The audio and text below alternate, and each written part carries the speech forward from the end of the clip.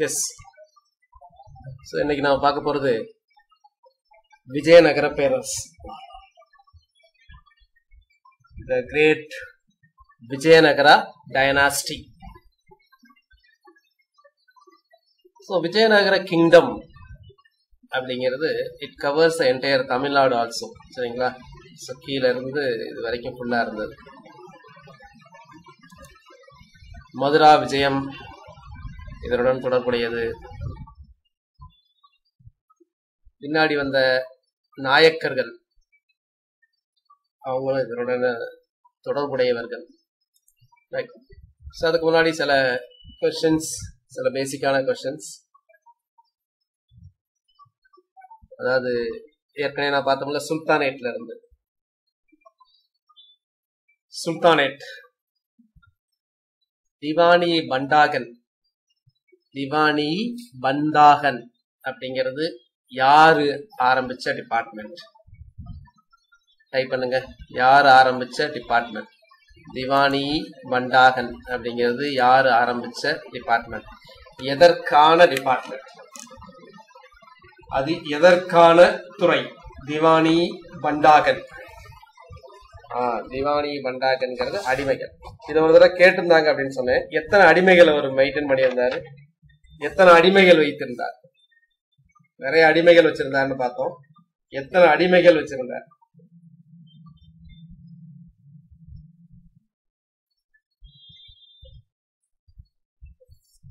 ஒரு 1,80,000. சரி, மிகச்சரி. ஆன்சர் பண்ணி இங்க கரெக்டா. அடுத்து சாராய்ஸ்னா என்ன? SARAIS. சாராய்ஸ்னா என்ன? இதெல்லாம் வந்து நான் எதுக்கு கேட்கிறேன் அப்படின்னா, அதுல நிறைய பேர் டைப் பண்றீங்க, சில பேர் டைப் பண்ணாம இருப்பீங்க. ஆனாலும் உங்களுக்கு அது தெரிஞ்சிருக்கும். சாராய்ஸ் அப்படின்னா ரெஸ்ட் ஹவுசஸ். சாராய்ஸ் அப்படின்னா ரெஸ்ட் ஹவுசஸ் அப்படின்னு பேரு.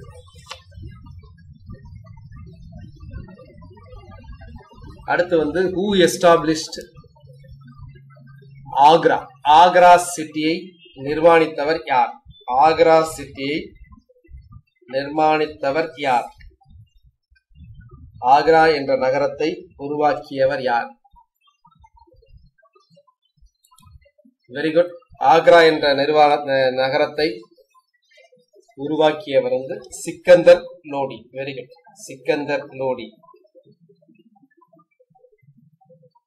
யாரு கம்போஸ் பண்ணது ஒரு மியூசிக்கல் ஒர்க்?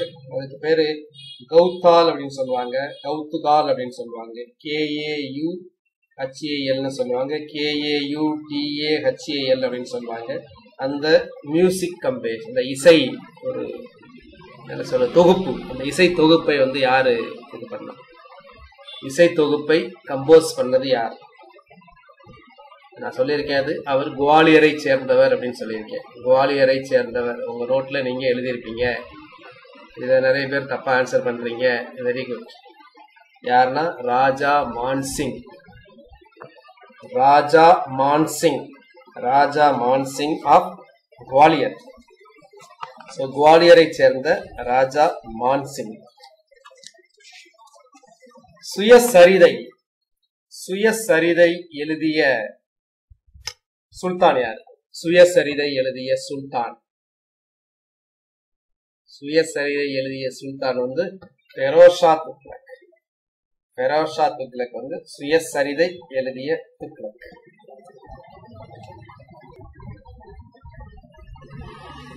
உலுகான் என்று அழைக்கப்பட்டவர் யார்? உலுகான்.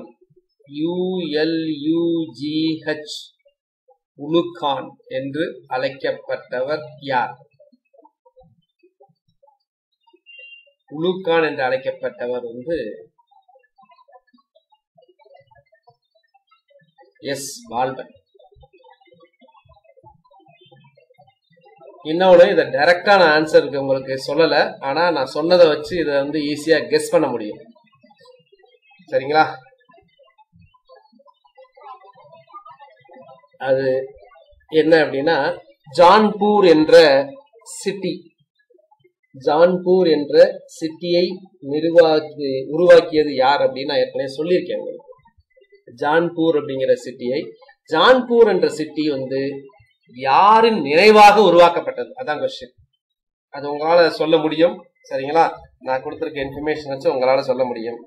ஜான்பூர் அப்படிங்கிற சிட்டி வந்து யாருடைய நினைவாக உருவாக்கப்பட்டது அப்படின்னா, நான் ஏற்கனவே சொல்லியிருக்கேன், யாருடைய நினைவாக உருவாக்கப்பட்டது.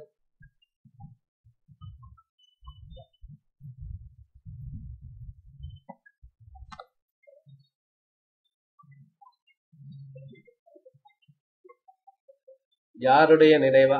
ஜவுனா கான். Very good. ஜவுன், அதான் ஜான்பூர். ஜான்பூர்ங்கிறது ஜவுனா கான். ஜவுனா கான்ங்கிறது யாரு? அப்ப யாருடைய நினைவாக உருவாக்கப்பட்டது?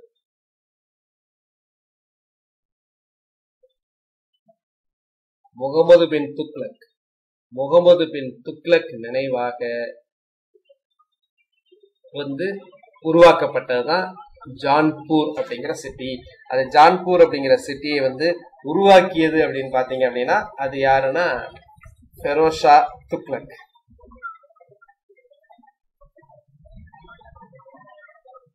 யார் வந்து தன்னுடைய, நமக்கு தெரியும் ஃபர்ஸ்ட் கேபிட்டல் லாகூர். லாகூரை வந்து இல்துட்மிஷ் வந்து டெல்லிக்கு மாத்துவார்.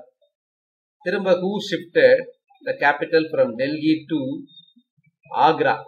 டெல்லியில இருந்து ஆக்ராவுக்கு யாரு தன்னுடைய தலைநகரை மாற்றியது? டெல்லியில இருந்து ஆக்ராவுக்கு தலைநகரை மாற்றியது 1504 வருடம். Very good. 1504 வருடம். யார் அப்படின்னா Sikandar Lodi. Sikandar Lodi.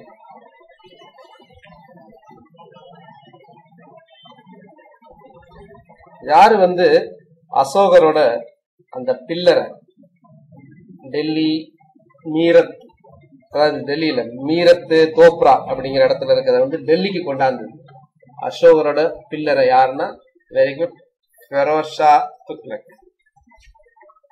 Who invited Babur to India? யார் பாபரை இந்தியாவிற்கு வரவழைத்து இப்ராஹிம் லோடியுடன் போர் புரிய வைத்தது? Daulat Khan Lodi. Very good. Daulat Khan Lodi. Sir கேட்டது எல்லாமே வெரி இம்பார்ட்டன்ட் கொஸ்டின்ஸ். அதான் முதல் பேட்டில் ஆஃப் பானிபட்டு 1526 ஆண்டு நடந்தது. ஓகே, நம்ம இப்போ விஜயநகர பேரரசை பார்க்கலாம்.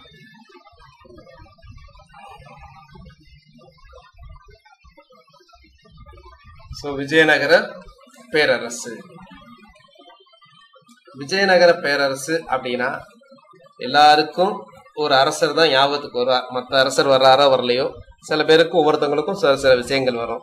உங்களுக்கு விஜயநகர பேரரசு அப்படின்னா என்ன தோணுது? டைப் பண்ணுங்க பார்க்கலாம். உங்களுக்கு என்ன தோணுது? நிறைய பேருக்கு ஒண்ணு தோணும், இன்னொருத்தவங்களுக்கு ஒண்ணு தோணும். சரியா? ஒவ்வொருத்தவங்களுக்கும் ஒன்று தோணும். விஜயநகர பேரரசு அப்படின்னா என்னென்னலாம் உங்களுக்கு தோணுது அப்படின்னா வெரி குட். நிறைய பேர் இவரை தான் தோணும். யாரு அப்படின்னா கிருஷ்ணதேவராயர் அப்படிங்கிறவரை தோணும். அடுத்து பிரதாப் சொன்ன மாதிரி என்னது? தெனாலிராமரை தோணும். தெனாலிராமன். சரிங்களா? அஷ்டதி கஜங்கள் அப்படின்னு சொல்லுவாங்கல்ல, அதுல முதன்மையானவர் தெனாலிராமன், கிருஷ்ணதேவராயர். ஸோ அவங்களதான் முக்கியமாக உங்களுக்கு தெரியும். இந்த ஒரு பேரரசு கிட்டத்தட்ட என்ன சொல்லுவாங்க அப்படின்னா இது வந்து ஒரு மறக்கப்பட்ட பேரரசு அப்படின்னு சொல்லுவாங்க. ஃபர்காட்டன் எம்பையர் அப்படின்பாங்க. சரிங்களா?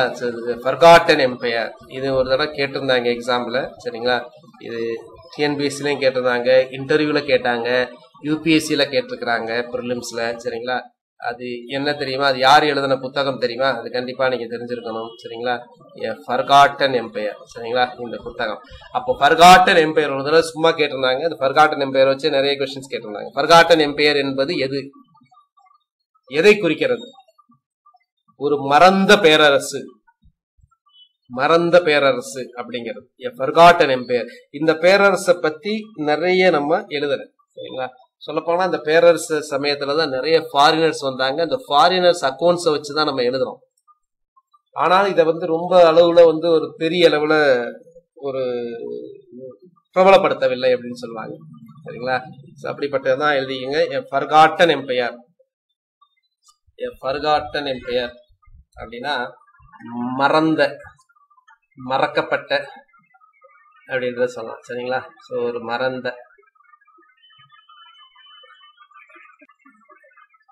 மறந்த பேரரசு. ஸோ இந்த மறந்த பேரரசு அப்படிங்கிறதா எது அப்படின்னு பாத்தீங்கன்னா இந்த விஜயநகர பேரரசு. இதை யார் எழுதுனது அப்படின்னா ராபர்ட் சீவல்.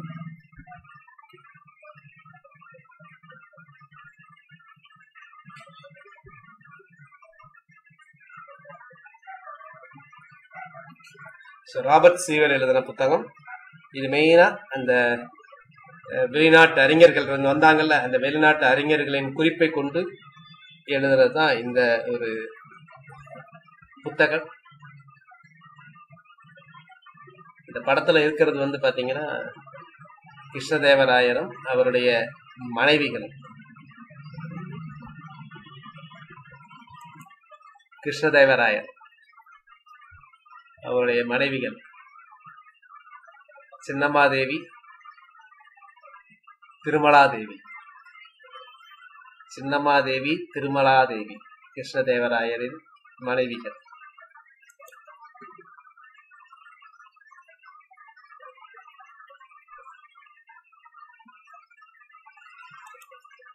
இது ஒரு விஜயநகர பேரரசு ஆரம்பிக்கிறதுக்கு முன்னாடி. விஜயநகர பேரரசு யாருடைய காலத்தில் ஆரம்பிக்கப்பட்டது அப்படின்னா, அப்போ டெல்லி சுல்தான், எந்த டெல்லி சுல்தான் இருந்தாங்க சொல்லுங்க பார்க்கலாம்.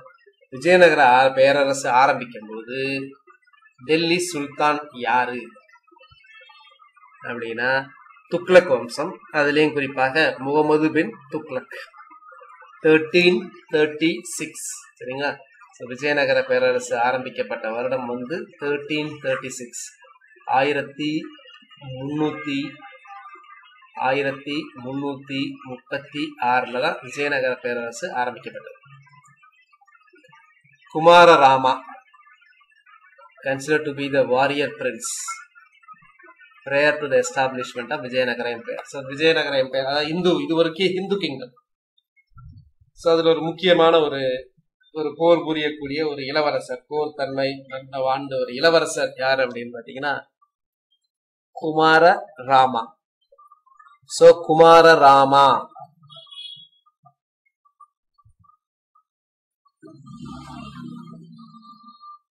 குமாரராமா அப்படிங்கிறவர் யார் அப்படின்னா son of the king Kampliraya of காம்ப்ளிங்கிற ஏரியாவை சேர்ந்தவர்.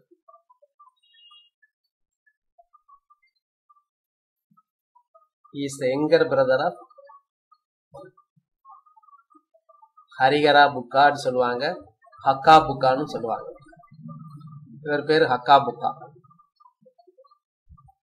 After the war with Tughlaq, they lost their kingdom and started working under the king of Hoysala.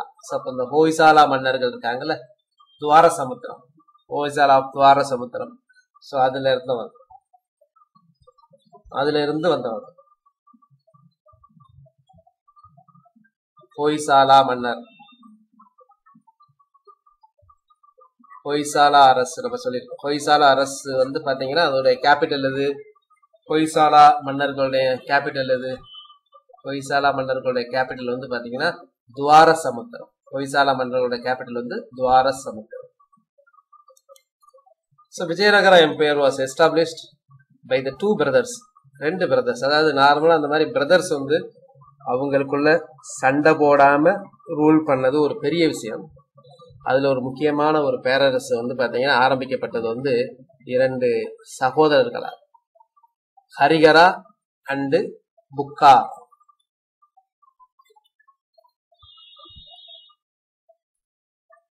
புக்கா ஒன்னுன்னு சொல்லுவாங்க இவர, புக்கா ஒன்று. ஹரிகரா அண்டு புக்கா இவங்க பாத்தீங்கன்னா முகமது பின் துக்ளக்கிற்கு எதிராக கிளர்ச்சி செய்து அப்புறம் இண்டிபெண்டன்ஸ், சுதந்திரம், தாங்க யாருக்கும் அடிமை இல்லை, யாருக்கும் கீழே இல்லை அப்படின்னு சொல்லி அவங்க எஸ்டாப்ளிஷ்ட். அதற்காக விஜயா அப்படின்னா நமக்கு தெரியும் வெற்றின்னு அர்த்தம். சரிங்களா? the city of victory அப்படின்னு சொல்லக்கூடியதான் Vijayanagara. So therefore they built Vijayanagara. அந்த டைனாஸ்டிக்கு பேர் வந்து விஜயநகர பேரரசு என்று அழைக்கப்பட்டது.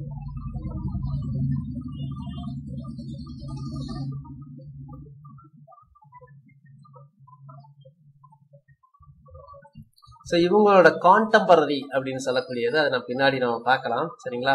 ஸோ விஜயநகர பேரரசு அப்படிங்கிறது வந்து இங்கே சவுத் இந்தியாவில் ஃபுல்லாக இருந்தது. சவுத் இந்தியாவில் அப்பர் பார்ட்டில் வந்து பார்த்தீங்கன்னா பாமணி கிங்டம். பாமணி கிங்டம் இது வந்து பார்த்தீங்கன்னா இந்து கிங்டம், இந்து பேரரசு. இது வந்து பார்த்தீங்கன்னா முஸ்லிம் பேரரசு.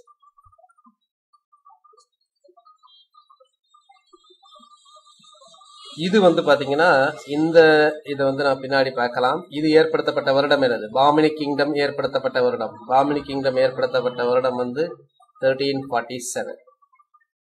விஜயநகர பேரரசு ஏற்படுத்தப்பட்ட வருடம் வந்து 1336. ஸோ இயர் அப்படிங்கிறது வந்து முக்கியம்.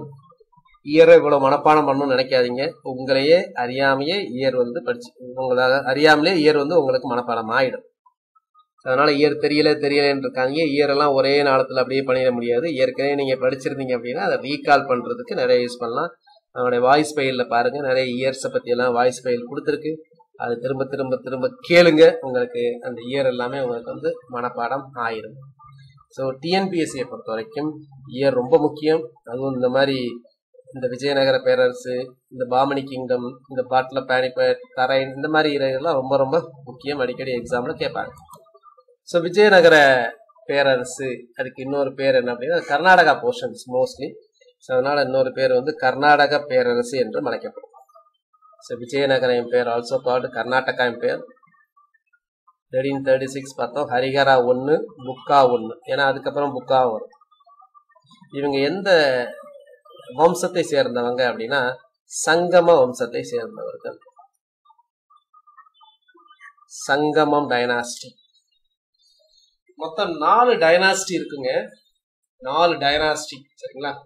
சங்கமா, சலுவா, சலுவ வம்சம், துளுவ வம்சம், அரவீடு வம்சம். இந்த ஆர்டர் கேட்பாங்க. சரிங்களா? இந்த 4 வம்சம். விஜயநகர பேரரசு இன்னொரு பேர் வந்து கர்நாடகா எம்பையர். அப்ப விஜயநகர பேரரசோட கேபிட்டல் விஜயநகர. லாங்குவேஜ் வந்து கன்னட மெயின்லி. தெலுங்கு ரீஜியன் இருந்தது தமிழ். இது ஹிந்து. ரைட். கிளான் கேட்கறதுனால ஃபார் எக்ஸாம்பிள் இப்போ தமிழியன்ஸ். திராவிடம் அப்படிங்கிறது என்னது? திராவிடம்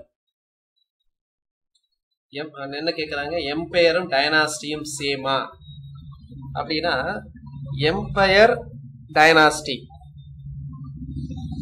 யூஸ்வலா வந்து பாத்தீங்க அப்படின்னா அந்த டைனாஸ்டி இருக்காங்கல்ல, அந்த வம்சம், அந்த பேர்ல தான் அந்த எம்பையரை யூஸ்வலா சொல்லுவாங்க. சரிங்களா?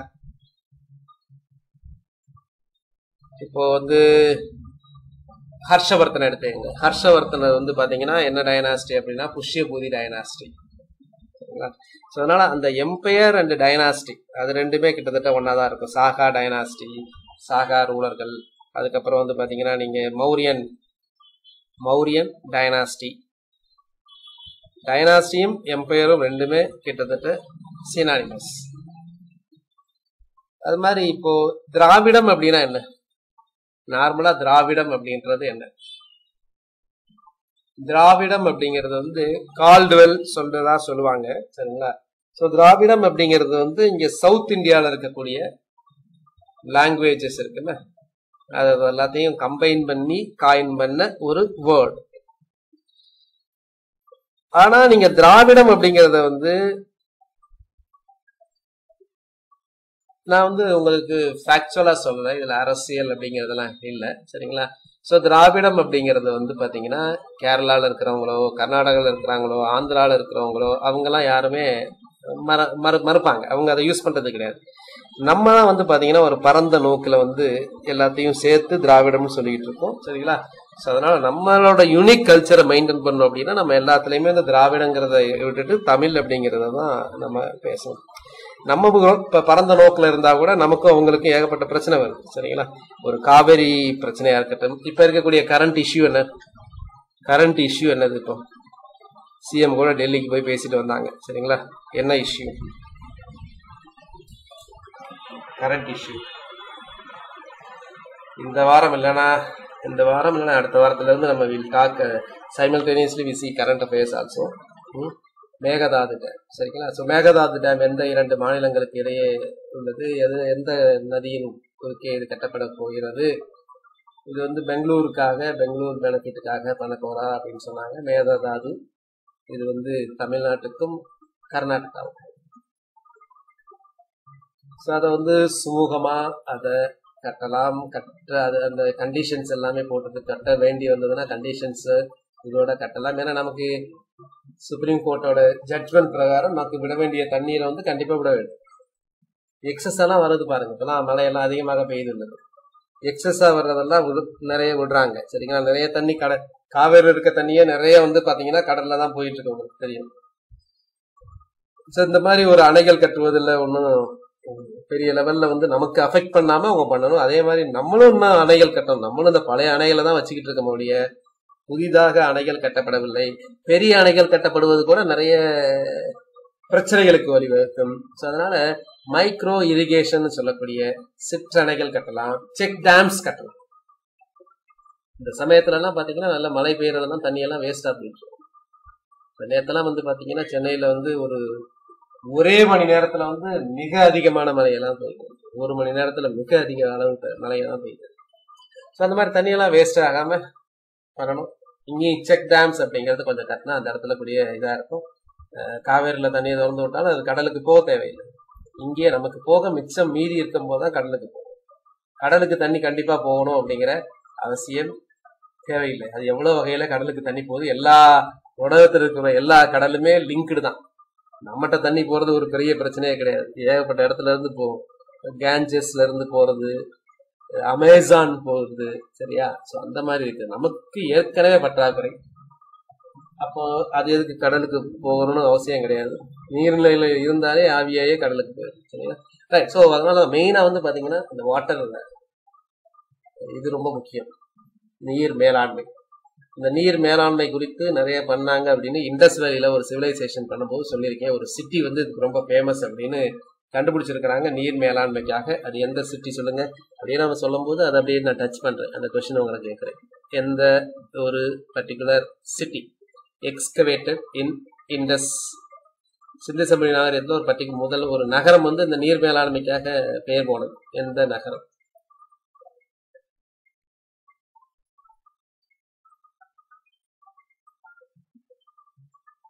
Dholavira. Okay, very good. Dholavira.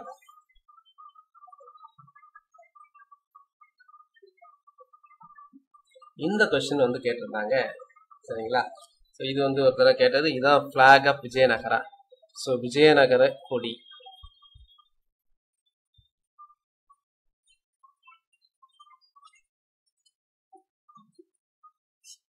விஜயநகரத்தோட சின்னம். விஜயநகரத்தோட சின்னம் முதல்ல கேட்டிருந்தாங்க. அது நிறைய பேர் தப்பாதான் ஆன்சர் பண்ணியிருந்தாங்க, சரிங்களா?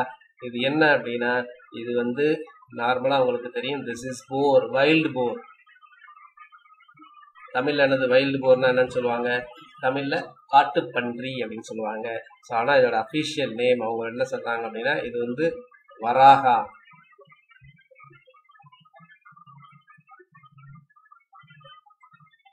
வராகானா என்ன அப்படின்னா, விஷ்ணுவோட அவதாரம் இருக்குல்ல, விஷ்ணுவோட அவதாரத்துல ஒரு அவதாரம் இதுதான் வராக அவதாரம், பன்றி அவதாரம், சரிங்களா?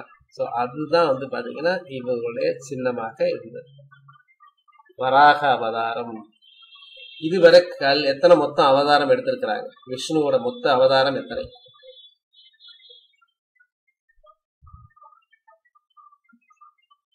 பத்து அவதாரம் எடுக்க முடிக்கப்பட்டதா? 10வது அவதாரம் என்ன? 10வது அவதாரம் என்ன? அகடமிக் பாயிண்ட் ஆஃப் வியூல தான் பண்ண போறோம், சரிங்களா? அது வந்து உண்மையா பொய்யா அப்படிங்கிறதுலாம் நமக்கு தெரியாது, சரியா? விஷ்ணுவோட அவதாரம் மொத்தம் எத்தனை அவதாரம்? 10 அவதாரம். எல்லா அவதாரமும் எடுக்கப்பட்டு விட்டதா? எல்லா அவதாரமும் எடுக்கப்பட்டு விட்டதா? எந்த அவதாரம் எடுக்கப்படவில்லை?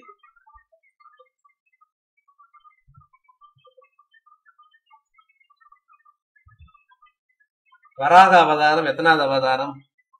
வராக அவதாரம் 2ஆ 3ஆ? 3ஆவது. ஃபர்ஸ்ட் அவதாரம் வந்து மத்ஸ்ய அவதாரம்னு சொல்லுவாங்க. மத்ஸ்ய அவதாரம். மத்ஸ்ய அவதாரம் அப்படிங்கிறது வந்து பாத்தீங்கன்னா மத்ஸ்ய அவதாரம். மத்ஸ்யங்கிறது கூட இப்ப கூட ஒரு ஆப் ஒன்னு கிரியேட் பண்ணிருக்காங்க பாத்தீங்கன்னா, மத்ஸ்ய MATSY மத்ஸ்ய அப்படிங்கிற ஒரு ஆப் ஒன்னு கிரியேட் பண்ணிருக்காங்க மீனவர்களுக்காக. இப்ப ஏற்கனவே உழவன் ஆப் அப்படின்னு இருக்குல்ல, அது மாதிரி சென்ட்ரல் கவர்மெண்டே மத்ஸ்ய ஒரு ஆப் ஒன்னு கிரியேட் பண்ணிருக்காங்க. முதல் அவதாரம் வந்து மீன் அவதாரம் நினைக்கிறேன். 2வது அவதாரம் வந்து ஆமை, மத்சிலினா ஃபிஷ்ஷா. ஓகே. 2வது அவதாரம் வந்து கூர்ம அவதாரம். 3வது அவதாரம் வந்து வராக அவதாரம். நீங்க எழுதி கூட வேணாம், சும்மா தெரிஞ்சுக்கங்க. 4வது வந்து நரசிம்ம அவதாரம். 5வது வந்து வாமன அவதாரம், அந்த அடிமேல் அடி வச்சு நடக்கிறது. 6 வந்து பரசுராம அவதாரம். 7 வந்து ராம அவதாரம். 8 வந்து பலராம அவதாரம். 9 வந்து கிருஷ்ண அவதாரம். 10வது அவதாரம் இன்னும் எடுத்தாங்களா எடுக்கப்படலையா? எட்டுக்கம் அப்படின்னு சொல்றாங்க. 10வது அவதாரம் அப்படிங்கிறது கல்கி அவதாரம். எடுத்து விட்டார்கள் என்று சொல்கிறார்களா, எடுக்கப்படும் அப்படின்னு சொல்றாங்களா? கல்கி அவதாரம். ஏன்னா சில பேர் இவர்தான் நான் தான் கல்கி அவதாரம் அப்படின்னு சொல்லிட்டு ஒவ்வொருத்தரும் சொல்லிட்டு தெரியுறாங்கன்னு நினைக்கிறேன். சரியா? கல்கி அவதாரம், நான் தான் கல்கி அவதாரம், நான் தான் 10வது அவதாரம்னு சில பேர் சொல்லிட்டு இருந்தாங்க. டார்வினோட ரெவல்யூஷன் இருக்குல்ல, டார்வினோட எவல்யூஷன் எப்படி உயிர் வந்தது அப்படிங்கறதையும் இதோட கொஞ்சம் பொருத்தி பார்க்கிற மாதிரி இருக்கு. நமது முன்னோர்கள் கொஞ்சம் அறிவில் சிறந்தவர்கள். சரிங்களா? எல்லாமே இருக்கக்கூடியது. ஃபர்ஸ்ட் நீர்ல, 2வது நீர்ல, நிலத்துல, அந்த மாதிரி ஃபர்ஸ்ட் உயிர் எங்க தோன்றியது அப்படின்னா நீர் தான். வாட்டர் தான் கண்டிப்பா தேவை. ஒரு சிம்பிளான கொஸ்டின் நிறைய பேர் வந்து தப்பா ஆன்சர் பண்ணாங்க. ஒரு எக்ஸாம்பிளுக்கு ஒரு கொஸ்டின் கேட்கிறேன் பாரு. சிம்பிளான கொஸ்டின். நீர், வாட்டர், டெம்பரேச்சர்,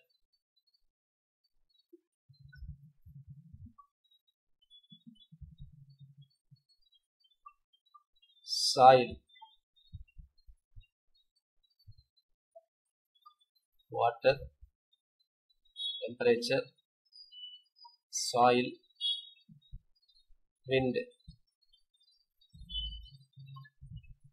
தமிழ்ல சொல்றதுன்னா நீர், வெப்பம், மண், காற்று. இந்த 4 வந்து ஒரு விதை முளைக்க எது மிக மிக முக்கியம்? ஏது ஆப்ஷன்? ஒரு கொஸ்டின், ஒரு பாட்டனி கொஸ்டின். விதை முளைப்பதற்கு இந்த 4ல எது முக்கியம்? எது கண்டிப்பா வேணும்? அது இருந்தாதான் விதை முளைக்கும், இல்லைன்னா முளைக்காது. சரிங்களா?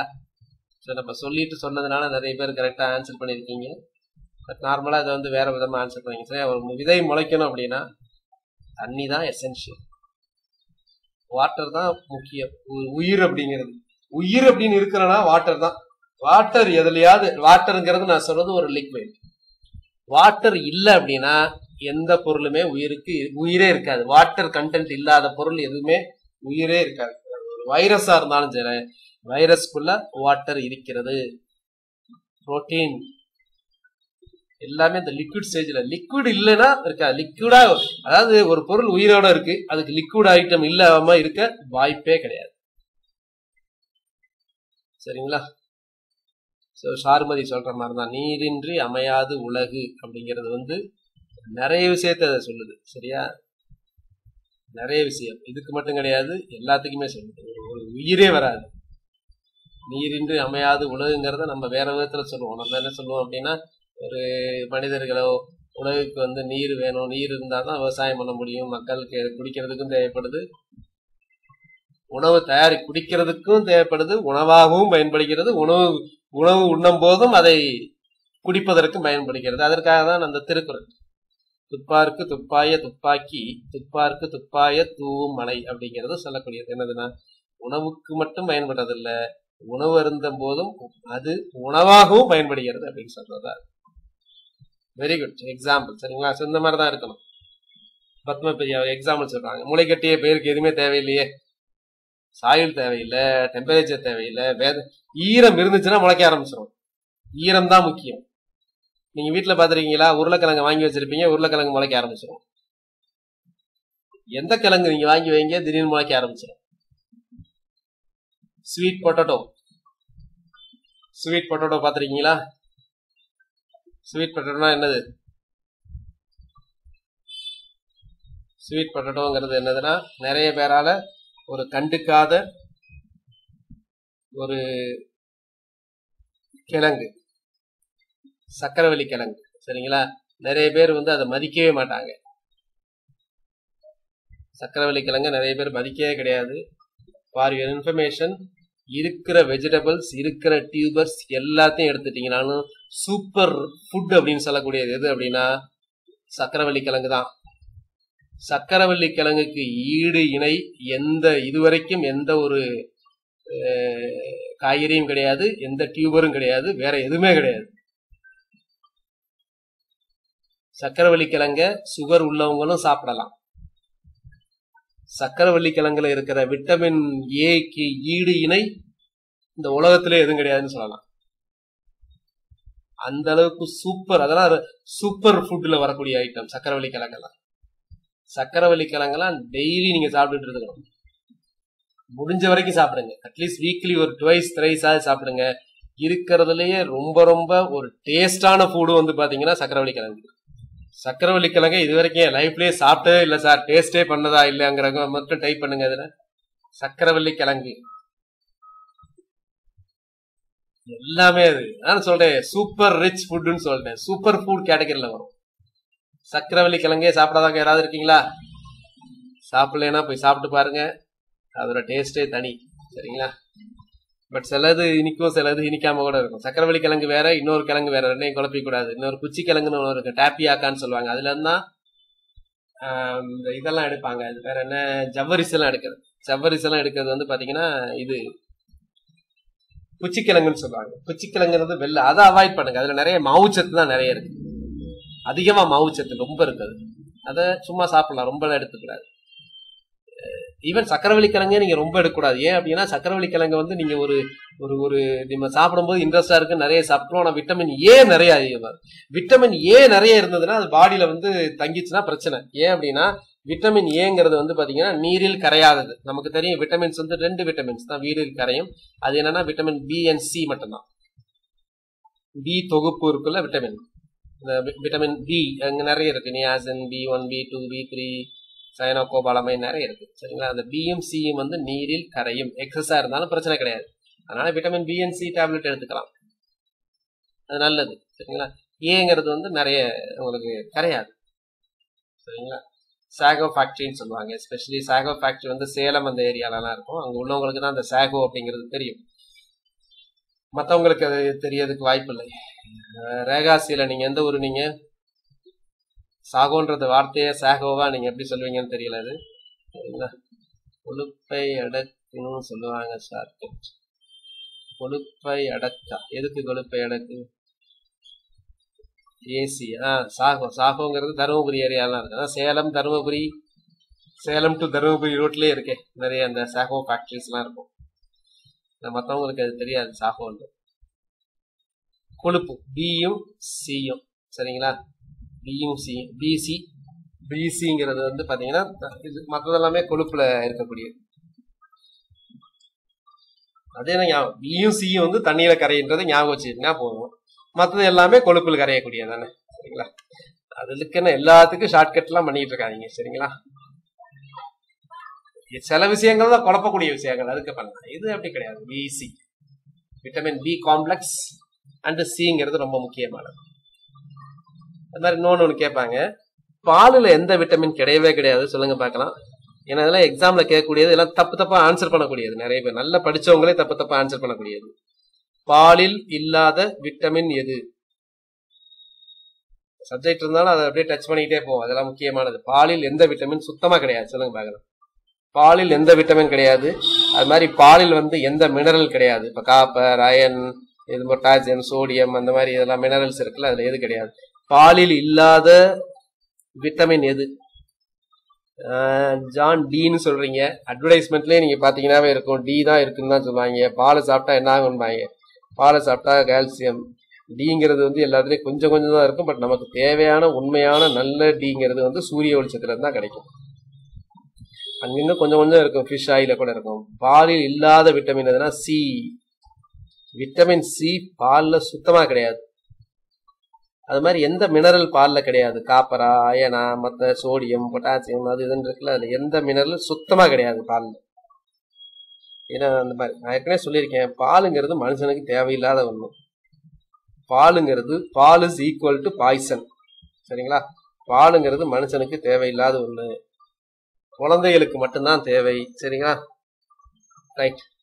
ஸோ பாலில் இல்லாதது எது அப்படின்னா சியும் கிடையாது, அயனும் கிடையாது. ரொம்ப ரொம்ப முக்கியமான விஷயம். ஆனால் நிறைய பேர் அயன் இருக்குன்னு நினைச்சிட்டு இருப்பீங்க, சுத்தமா கிடையாது.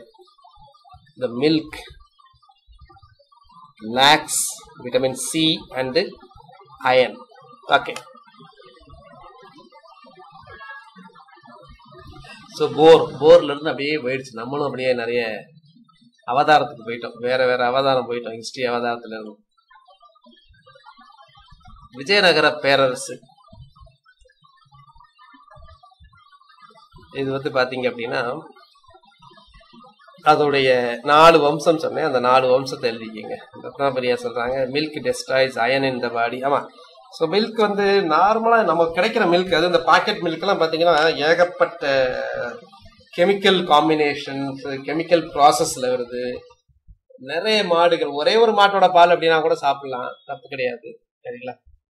ரீசெண்டா பீட்டா ஒன்று சொன்னாங்க தெரியுங்களா? அது ஒரு பெரிய கான்ட்ராவர்ஷியலுக்குரிய மேட்டர் ஒன்று சொன்னாங்க. Beta beta beta BETA, beta கிடையாது, பீட்டா. என்ன சொன்னாங்க அப்படின்னா, மாடு இருக்குல்ல, மாடோ அந்த இது வருது, மாட்டோட பால் வந்து பாத்தீங்கன்னா பீட்டா என்ன சொன்னாங்கன்னு சொல்லுவாங்க, அது கிடையாது. A2 மில்க் கிடையாது. A1 மில்க், A2 மில்க்னு ஒன்று இருக்கு. A2ங்கிறது தான் நம்மளுடைய நாட்டுப்பால், நாட்டு மாடு. நாட்டு மாடு எப்படி கண்டுபிடிக்கிறது அப்படின்னா, அதுக்கு வந்து இந்த திமில் இருக்கும், திமில் இருக்கிறது தான் மாட்டுப்பால். அப்படியே நேரா திமிலே இல்லாம இருக்கிறது வந்து பாத்தீங்கன்னா வெளிநாட்டு பசு இல்லது ஹைபிரிட் சொல்லுவாங்க. பீட்டா என்ன சொன்னாங்க, பீட்டா என்ன சொன்னாங்க அப்படின்னா, பால் இருக்குல்ல, மாட்டோட பால் வந்து கண்ணுக்குட்டிக்கு தான் தவிர மனிதர்களுக்கு கிடையாது அப்படின்னு சொன்னாங்க. இது ஒரு கான்ட்ரவர்ஷியலா சொன்னாங்க. அதனால நீங்க என்ன பண்ணுங்க அப்படின்னா, இதுல இருந்து வேற இதுல கண்டுபிடிங்க, வேற பிளான்ட் ப்ராடக்ட்ஸ், பிளான்ட் டெரிவேட்டிவ்ஸ், அதுல இருந்து ஏதாவது எடுக்க பாருங்க அப்படின்னு சொல்லி ஆவினுக்கே ஒரு இது அனுப்பிச்சிருக்காங்க. அமுலுக்கு அனுப்பிச்சிருக்காங்க. அமுல்ங்கிறது எங்க இருக்கு அப்படின்னா குஜராத்ல இருக்கக்கூடிய டெய்ரி. இந்தியாவோட மோஸ்ட் பாப்புலர் பிராண்ட் வந்து பாத்தீங்கன்னா அமுல். அமுலோட எக்ஸ்பேன்ஷன் இந்தியாவில் ஒரு பிராண்ட் வந்து ரொம்ப பாப்புலர் அப்படின்னா அமுல்னு சொல்லுவாங்க. AMUL. அமுல் அப்படின்னா ஆனந்த் மில்க் யூனியன் லிமிடெட். அது ஒரு அப்ரிவியேட்டட் வேர்டு தான், ஆனந்த் மில்க் யூனியன் லிமிடெட். ஆனந்துங்கிற இடம் வந்து அங்க இருக்கு. இது எல்லாமே மிக்ஸ். ஆனந்த் வந்து அமுலோட ஹெட் குவார்டர்ஸ். கோகனட் மில்க் வந்து இவங்க சொல்றாங்க, பத்மபிரியா, கோகனட் மில்க்.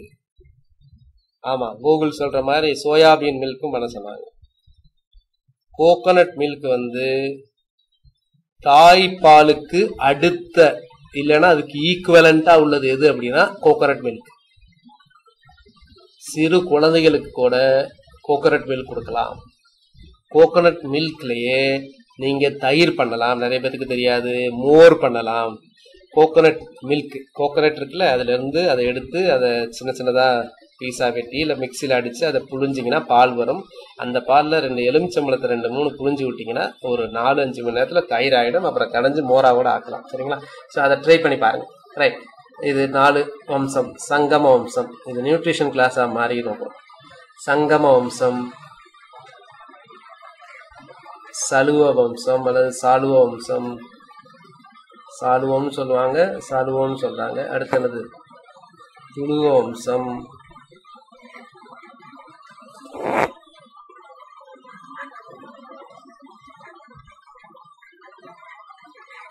அரவீடு வம்சம். இதெல்லாம் வம்சம், விஜயநகர வம்சங்கள்.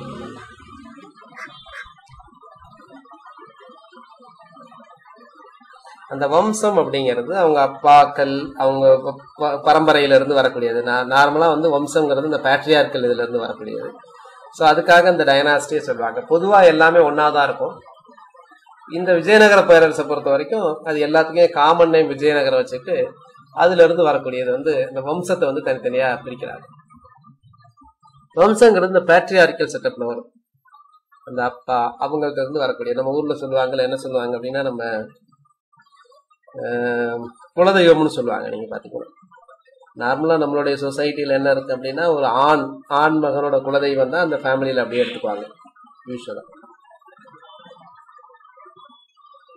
ஒரு பெண்ணுக்கு குலதெய்வம் எது அப்படின்னா, அவர் கல்யாணம் பண்ணோன்னு அந்த ஆணுக்கு இருக்கும்ல, அது வந்து குலதெய்வம். அது வந்து மேபி நம்மகிட்டே இருந்ததா, வேத கால மதத்திலே வச்சிருக்காங்க. வேத காலத்துல அதுக்கு பேர் வந்து கோத்ரா அப்படின்னு சொல்லுவாங்க. கோத்ரா, நம்ம எப்படி குலதெய்வம்னு சொல்றோமோ அது மாதிரி கோத்ரா அப்படின்னு சொல்லுவாங்க. பிராமணுக்கு வந்து பாத்தீங்கன்னா கோத்திரம். உங்களுக்குமே நீங்க ஜாதகம் பார்க்கும்போது சில சமயம் கோத்திரம் அப்படின்னு சொல்லுவாங்க. இப்போ பிராமின்ஸ்க்கு அந்த கோத்திரம்ங்கிறது உண்டு. விஸ்வாமித்திர கோத்திரம், வசிஷ்ட கோத்திரம். கோத்திரத்துல வந்து பாத்தீங்கன்னா எப்பவுமே எக்ஸோகேமி தான் பண்ணுவாங்க. எக்ஸோகேமினா என்னது? எக்ஸோகேமி, கேமினா என்னது? மேரேஜ். அப்போ எக்ஸோனா என்னதுன்னா நமக்கு தெரியும். எக்ஸோனா என்னது? வெளியே. எக்ஸோனா வெளியே. ஒவ்வொரு விஷயமும் தெரிஞ்சுக்கங்க. சரிங்களா? ஒரு நம்ம படிக்கிறது, நான் ஏற்கனவே சொல்லியிருக்கேன், நம்ம வந்து படிக்கிறது வந்து எப்பவுமே நீங்க படிக்கிறது ஞாபகம் வச்சுக்கணும் அப்படின்னா, எக்ஸாமுக்குன்னு தயவு செஞ்சு படிக்காதீங்க. டிஎன்பிஎஸ்சி, யூபிஎஸ்சி, இல்ல குரூப் 1, டிஇஓ, குரூப் 2, ஐஏஎஸ், இதுக்குன்னு படிக்காதீங்க. எப்பவுமே நீங்க படிக்கும்போது நமக்கு ஒரு சிலபஸ் இருக்கு, அந்த சிலபஸுக்கு படிக்கிறோம், நிறைய நாலேஜை நம்ம வளர்த்துக்க போறோம். அதுதான் முக்கியமா இருக்கும். நிறைய நாலேஜ் இருக்கும். அப்பதான் உங்களுக்கு அந்த இன்ட்ரெஸ்ட் வரும். எக்ஸாமுக்கு படிச்சீங்கனாலும் இன்ட்ரெஸ்ட் வராது. சரிங்களா? ஒவ்வொரு விஷயமும் நம்ம தெரிஞ்சுக்கிறோம். அப்படிங்கும் போதுதான் must be a jack of all trade வந்தா ஆட்டோமேட்டிக்கா நீங்க you can top the examinations. So exogamy, exo அப்படின்னா என்ன அர்த்தம்னா வெளியேன்னு அர்த்தம், நமக்கு தெரியும். எண்டோனா உள்ளன்னு அர்த்தம். ஸோ அப்ப கோத்ரால வந்து பாத்தீங்கன்னா மேரேஜ் வந்து எக்ஸோகேமி. கேமினா என்னதுன்னா மேரேஜ். ஸோ கோத்திரத்துக்குள்ள என்ன பண்ண மாட்டாங்க? கல்யாணம் பண்ண மாட்டாங்க. நீங்க தெரியுமா, கல்யாணம் வந்து பாத்தீங்கன்னா உங்க குலதெய்வம் போய் கேட்பாங்க, உங்க குலதெய்வம் 2 பேத்துக்கு ஒரே குலதெய்வம் இருந்தா கல்யாணம் பண்ணுவாங்களா பண்ண மாட்டாங்களா சொல்லுங்க? ஆணோட குலதெய்வமும் பெண்ணோட குலதெய்வமும் ஒன்னா இருக்குது அப்படின்னா கல்யாணம் பண்ணுவாங்களா பண்ண மாட்டாங்க. அவங்களுக்கு பேர் என்னது? அவங்க என்ன சொல்லுவாங்க?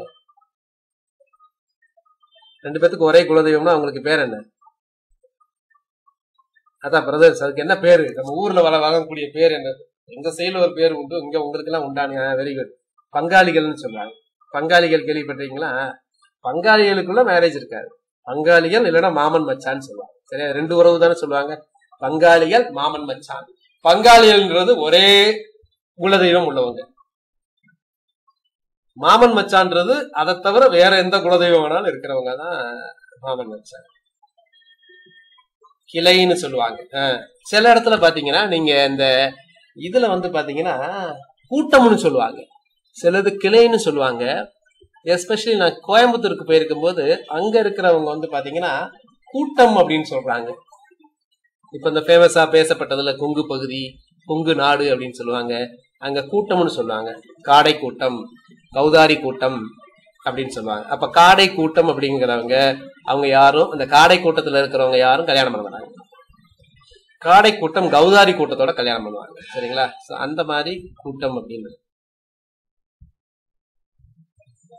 சரிங்களா? ரைட். சோ சங்கமா, சலுவா, துளுவா, அரவீடு. இந்த சங்கம வம்சம் இருக்குல்ல, இந்த சங்கம வம்சத்தை நிறுவியவர் யார்? யார் நிறுவினா அப்படின்னா ஹரிஹரா, புக்கா. ஹரிஹரா ஒருத்தரை சொன்னாங்க அப்படின்னா ஹரிஹராவை சொல்லுங்க.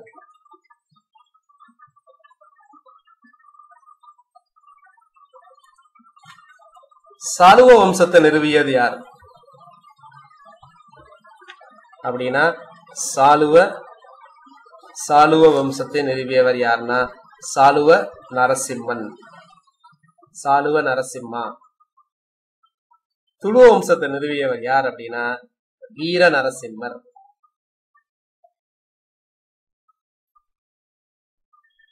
சலுவ நரசிம்மர். சல்மா தபாசம் வச்சிருக்காங்க பாருங்க, எல்லாத்தையும் டைப் பண்ணிருக்கிறாங்க. சங்கம வம்சம் ஹரிஹரான் புக்கா, சாலுவ வம்சம் சலுவ நரசிம்மா, துளுவ வம்சம் வீர நரசிம்மா, அரவீடு வம்சம் யாரு? அரவீடு வம்சம் திருமலா. திருமலா பால் அப்படின்னு சொல்லுவாங்கல்ல, திருமலா. இந்த பெயர்கள், பெயர் காரணங்கள் அதை வச்சு போனாலே நிறைய நம்ம ஹிஸ்டரி, நிறைய விஷயங்கள் நம்ம தெரிஞ்சுக்கலாம். ஏன்னா பெயர் தானே அப்படியே தொன்று தொட்டு வரக்கூடியது.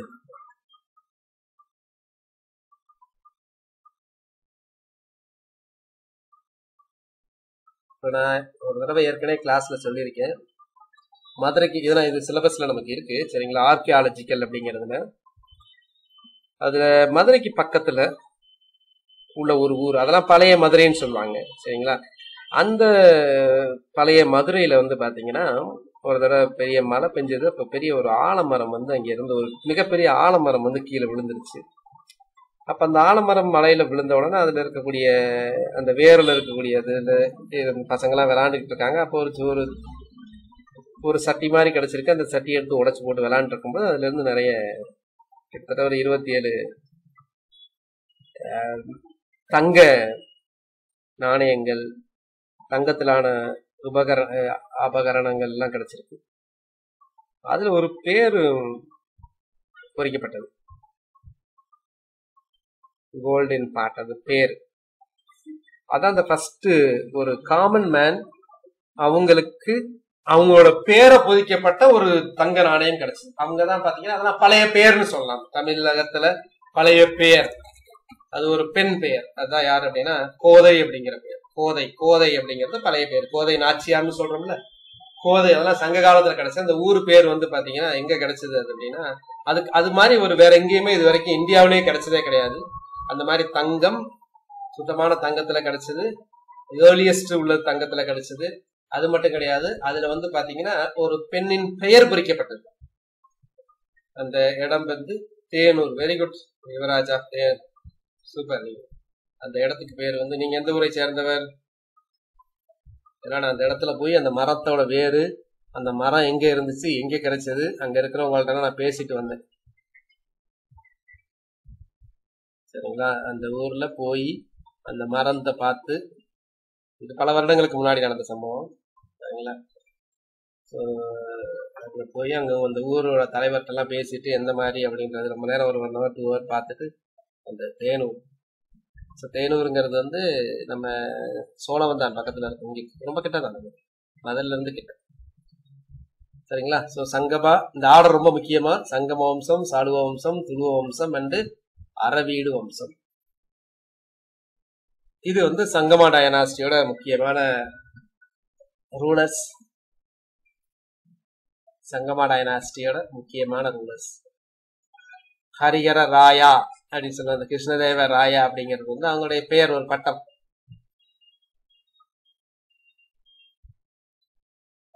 ஹரிஹரா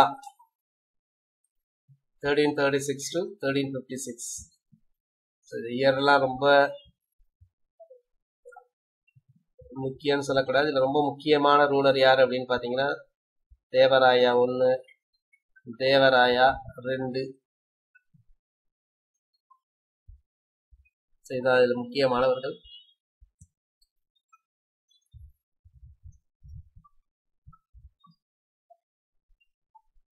தமிழ்ல அப்படி எழுதிக்கங்க. இதெல்லாம் உங்களுக்கு தெரிஞ்சதான. ராமச்சந்திரா, தேவா, புக்கா, வீரபக்ஷா, ஹரிகரா, பேர்ல ஒன்றும் பிரச்சனை இருக்காது. மல்லிகார்ஜுனா, வீரபக்ஷா ராயா, பிரௌதராயா.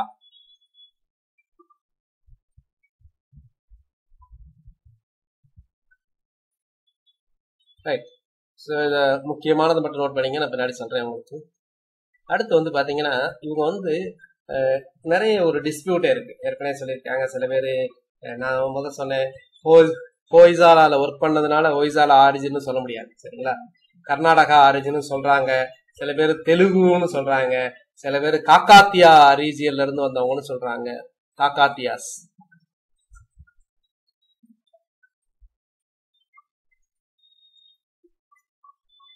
காக்காத்தியர்கள்னு சொல்றாங்க. அடுத்து சில பேர் வந்து பாத்தீங்கன்னா காம்ப்ளியில இருந்து வந்ததுனால காம்ப்ளின்னு சொல்றாங்க. காம்ப்ளி பகுதின்னு சொல்றாங்க, காம்ப்ளி ரீஜியன் அப்படின்னு சொல்றாங்க, காம்ப்ளியில இருந்து வந்த ஆரிஜின் அப்படின்னு சொல்றாங்க.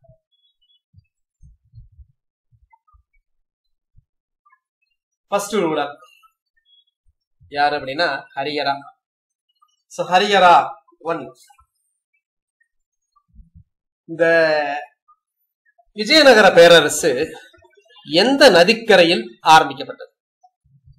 எந்த நதிக்கரையில் ஆரம்பிக்கப்பட்டது விஜயநகர பேரரசு அப்படின்னு பாத்தீங்கன்னா, விஜயநகர பேரரசு ஆரம்பிக்கப்பட்ட நதிக்கரை எது அப்படின்னா துங்கபத்ரா நதிக்கரை.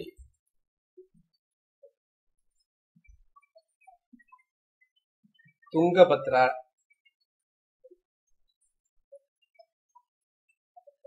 துங்கபத்ரா ரிவர்ல தான் நடைபெறும்.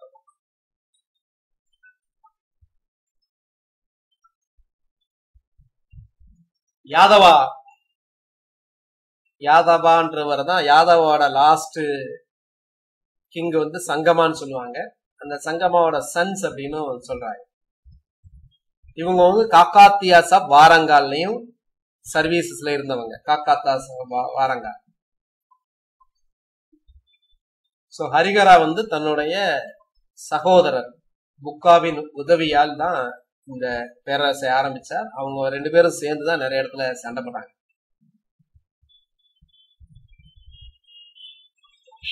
அவங்க சேர்ந்து அப்புறம் ஹோய்சாலா வம்சத்தையும் ஹோய்சாலா இது எல்லாத்தையும் அனெக்ஸ் பண்ணிட்டாங்க. ஹோய்சாலா கிங்டத்தை வந்து 1346 வந்து தன்னகப்படுத்துகிறார், தன்வசப்படுத்துகிறார்.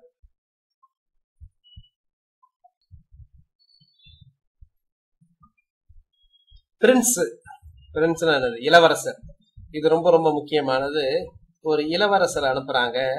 அவங்களோட இளவரசர் யார் அப்படின்னா குமார கம்பனா. குமார கம்பனா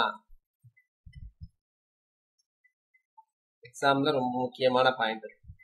குமார கம்பனா.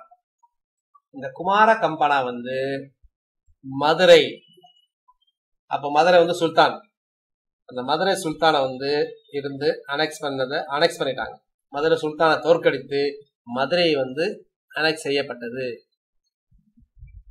இந்த வெற்றியின் நினைவாக இவருடைய மனைவி குமார கம்பனாவோட ஒய்ஃப் அவங்க எழுதுனதுதான் ஒரு சமஸ்கிருதத்தான ஒரு முக்கியமான ஒரு காப்பியம்.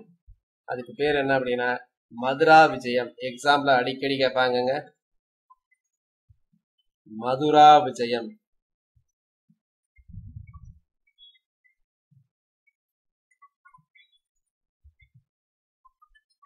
மதுரா விஜயம்.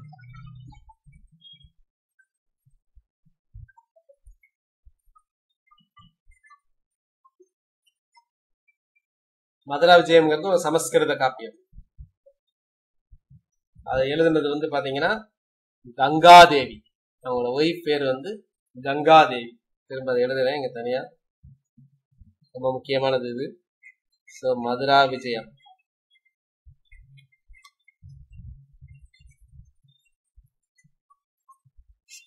எழுதுனது யாரு?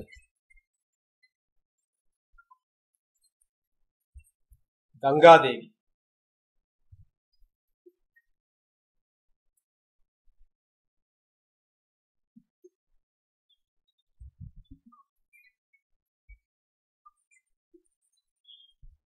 கங்காதேவி. இது வந்து சமஸ்கிருத புத்தகம், சமஸ்கிருத காப்பியம். மதுரையை வெற்றி கொண்டதின் நினைவாக எழுதப்பட்டது.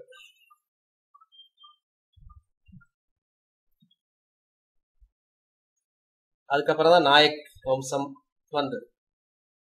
நாயக் வம்சம். அடுத்து வந்து பாத்தீங்கன்னா இவருக்கு அடுத்து யாரு அப்படின்னா புக்கான்னு பார்த்தோம். புக்கா வந்து பாத்தீங்கன்னா 1356 to 1377. புக்காக்கு அப்புறம் வந்த, அதாவது பிரதர் புக்கா ஹரிஹராவுக்கு அப்புறம் வந்தவர்.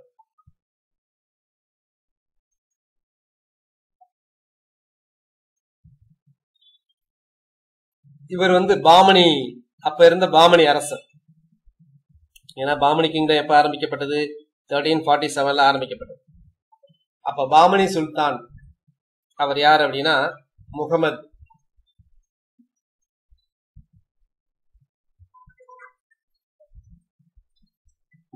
ஷா.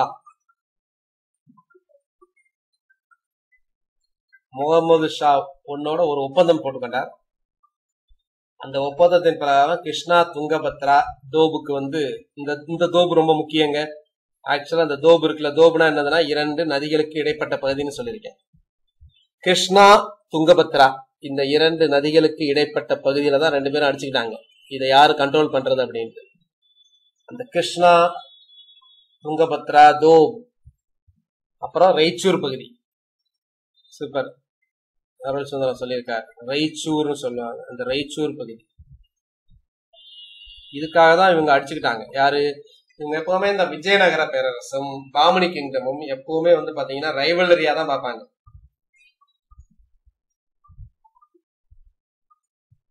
ஒன்றுக்கொன்று எளிமையா பாத்துக்கிட்டாங்க.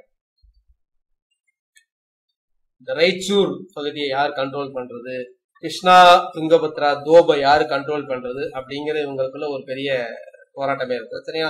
இந்த இதுல வந்து பாத்தீங்கன்னா முகமது ஷாவோட ஒரு ஒப்பந்தம் போட்டு அந்த துங்கபத்ரா தோப்பை வந்து இவர் வந்து கண்ட்ரோல் பண்றதுக்கு நிறைய இவருக்கு சாதகமாக அந்த இது அமைந்தது. அடுத்து முக்கியமானவர் அப்படின்னு பாத்தீங்கன்னா நான் சொன்ன தேவராயா ஒண்ணு. மற்றவங்களாம் கொஞ்சம் கொஞ்சமா இருந்துட்டு போயிட்டாங்க. வீரபக்ஷ ராயா, துக்கா ராயா. தேவராயா ஒன்னு. தேவராயா ஒன்னு இவர் மக்களுக்காக நிறைய வெல்ஃபேர் ஸ்கீம்ஸ் பண்ணார். மக்கள் நலன் திட்டங்களை நிறைய கொண்டு வந்தார். தேவராயா ஒன்னு.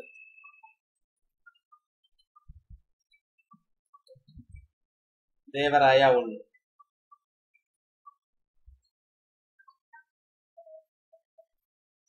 துங்கபத்ராயில இருந்து 24 கிலோமீட்டருக்கு ஒரு கால்வாய் வெட்டினார். எதுக்குன்னா அந்த காலத்துல தண்ணி பஞ்சம் வந்தது சிட்டிக்கு, அதற்காக ஒரு கால்வாய் வெட்டினார்.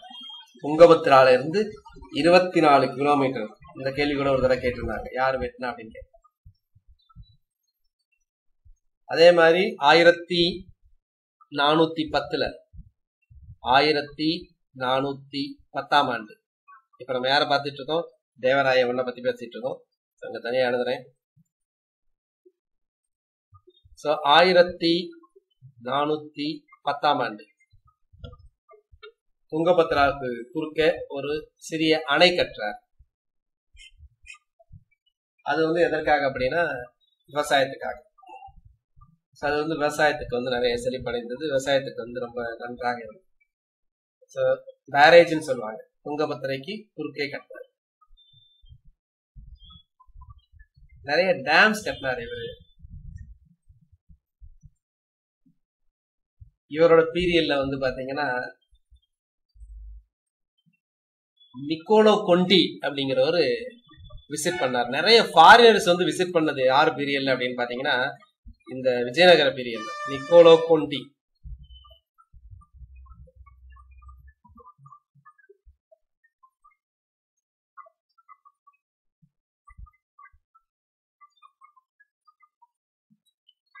கொண்டி எந்த நாட்டை சேர்ந்தவர்? இந்த ஃபாரினர்ஸ் வந்து யூஸ்வலா எப்படி கேட்பாங்க அப்படின்னா, இந்த மாதிரி ஃபாரின் டிராவலர்ஸ் எந்த ஊர்னு கேட்பாங்க. அல்லது இந்த ஃபாரின் டிராவலர் எந்த அரசர் பீரியட்ல வந்தாங்க அப்படின்னு கேட்பாங்க. இது ரெண்டு தான் கேட்பாங்க முக்கியமா. ஸோ நுக்கோலோ கண்டி இட்டாலி, ஸ்ரீநாதா அப்படிங்கிறவர் வந்து ஒருத்தர் ஒரு இலக்கிய எக்ஸ்பர்ட் ஸ்காலரை வந்து கௌரவப்படுத்துனா அவர் எழுதுனா ஹரவிலாசம். அப்புறம் அங்க பியல் ஆஃப் ஹால் முத்து மண்டபம் ஒன்று இருக்கும். அது வந்து பாத்தீங்கன்னா இந்த மாதிரி இருக்கக்கூடியவங்களை honoured men of eminence especially லிட்ரேச்சர்ல இருக்கவங்களை கௌரவப்படுத்துறாங்க. அந்த அளவுக்கு பாத்தீங்கன்னா இது வந்து பாத்தீங்கன்னா விஜயநகரம் வந்து பாத்தீங்கன்னா என்ன ஆயிடுச்சு, சிட்டி ஆஃப் லேர்னிங் மாதிரி ஆயிடுச்சு. அப்ப சிட்டி ஆஃப் லேர்னிங் அப்படிங்கறது என்ன சொல்லலாம் அப்படின்னா வித்யா நகரான்னு. நான் ஒரு முக்கியமானது ஒன்று சொல்ல மறந்துட்டேன் அப்படின்னு சொன்னது என்ன அப்படின்னா, இந்த ஹரிஹரா புக்கா இருந்தாங்கல்ல, இவர்களுக்கு ஒரு குரு இருந்தார் சரிங்களா. அவருடைய பெயர் என்ன? ஹரிஹரா புக்கா சரிங்களா. குரு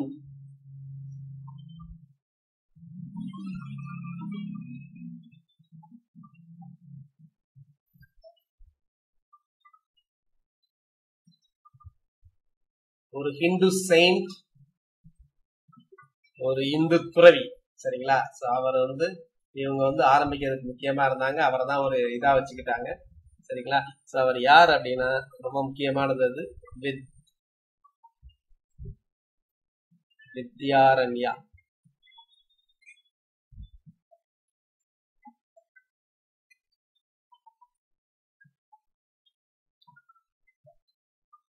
வித்யாரண்யா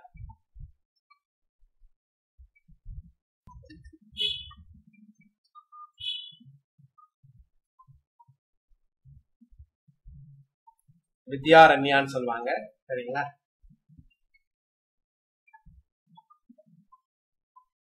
ஹரிஹரா புக்கா வந்து அவர்கிட்ட ஆசீர்வாதம் வாங்கினான்னு சொல்லுவாங்க. என்ன கன்ஃபியூஷன் சொல்லுங்க.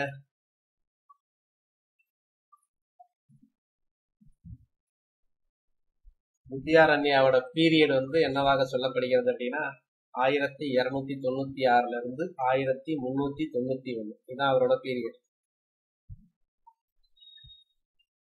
சோ அவர் பிறந்தது 13th செஞ்சுரி. அவர் அதிக காலம் அந்த வாழ்ந்த பீரியட் 13th செஞ்சுரியில பிறந்தாரு. பட் அதிக காலம் வாழ்ந்தது எதுனா 14th செஞ்சுரி. இப்ப எதுல சொல்லுவீங்க பாருங்க, 4 வருஷம் தான் இருந்திருக்காரு. இங்க 3 வருஷம் தான் 13th செஞ்சுரி. அதுக்கப்புறம் 1300 இருந்து ஆரம்பிச்சிருச்சாவே 14th செஞ்சுரி ஆயிடும். இவர் ஒரு சான்ஸ்கிரிட் ஸ்காலர் சொல்றாங்க. சில பேர் இவரை வந்து மாதவாச்சாரியார் அப்படின்னு சொல்றாங்க.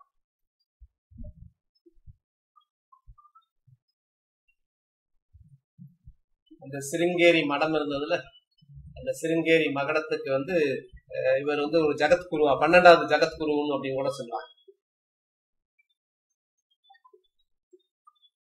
இவங்களுக்கு காட் ஃபாதர் மாதிரிங்க. ஹரிஹரா புக்காவுக்கு வந்து காட் ஃபாதர் மாதிரி இந்த வித்யாரண்யா.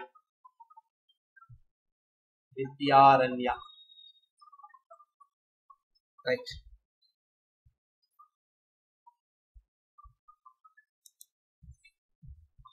அடுத்து வந்து பாத்தீங்கன்னா தேவராயா 2. தேவராயா 2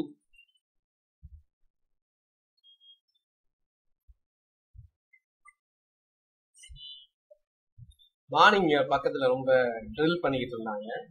அதனாலதான் பயங்கர சவுண்டா இருக்கு. பேச கூட முடியல. அதனால கிளாஸ மாத்தணும். தேவராய 2 தான் வந்து த கிரேட்டஸ்ட் ரூலர் ஆஃப் சங்கம டைனாஸ்டின்னு சொல்லுவாங்க. சங்கம வம்சம் இருக்குல்ல, சங்கம வம்சத்தின் மிகச்சிறந்த ரூலர் அப்படின்னு யார சொல்லுவாங்கன்னா தேவராயா 2. இவருக்கு இன்னொரு பேரு உண்டு, இம்மாடி தேவராயா. இம்மாடி தேவராயா அல்லது பிரௌத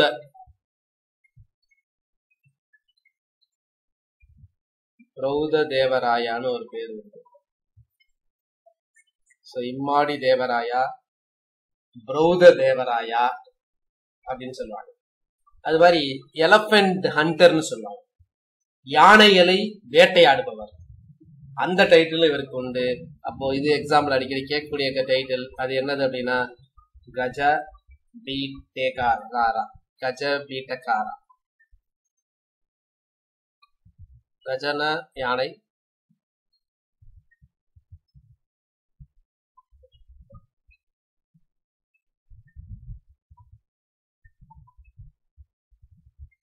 கஜ பீட்டிகாரான்னு சொல்லலாம்.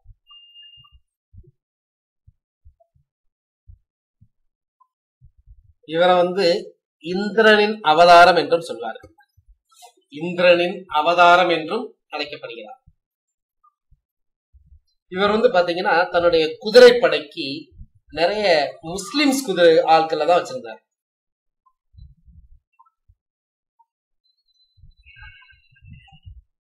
அது மாதிரி வில் அம்பு படையும் சோல்ஜர்ஸ்க்கு ட்ரைனிங் கொடுத்தார், ஆர்ச்சரி ட்ரைனிங் கொடுத்தார்.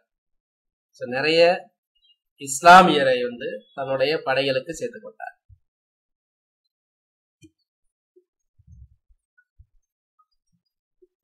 இவரோட பீரியட்ல பாத்தீங்க அப்படின்னா பெர்ஷியன் அம்பாசிடர். பெர்ஷியன் என்னது? பாரசீகம். பாரசீகத்தை சேர்ந்த அந்த அம்பாசிடர் தூதர் ஒருத்தர் வந்தார். அவருடைய பெயர் பாத்தீங்கன்னா அப்துர் ரசாக். அப்துர் ரசாக்.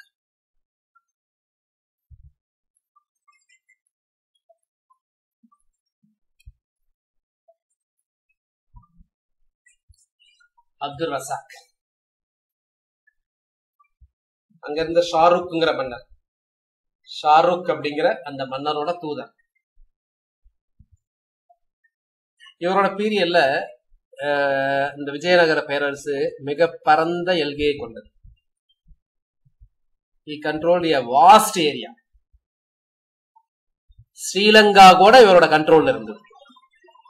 ஸ்ரீலங்கால இருந்து he received tribute. Tribute அப்படின்னு சொன்னாங்கன்னா என்ன அர்த்தம் அப்படின்னா, ஒரு மன்னர் அந்த மன்னரை தன்னுடைய சுப்பீரியரா அக்செப்ட் பண்ணாங்கன்னா அதற்காக என்ன கொடுக்கணும்? இறை கொடுக்கணும். அதுக்கு பேர் தான் ட்ரைபியூட் அப்படின்னு சொல்லுவாங்க.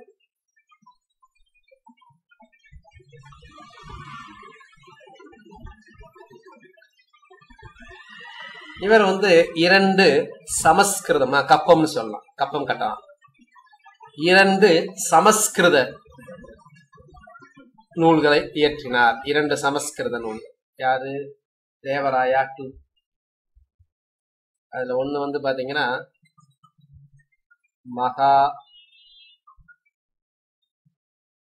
மகாநாடகா சுதாநிதி. அதுக்கப்புறம் பாத்தீங்கன்னா கமெண்டரி ஆன் பிரம்மசூத்ராஸ்.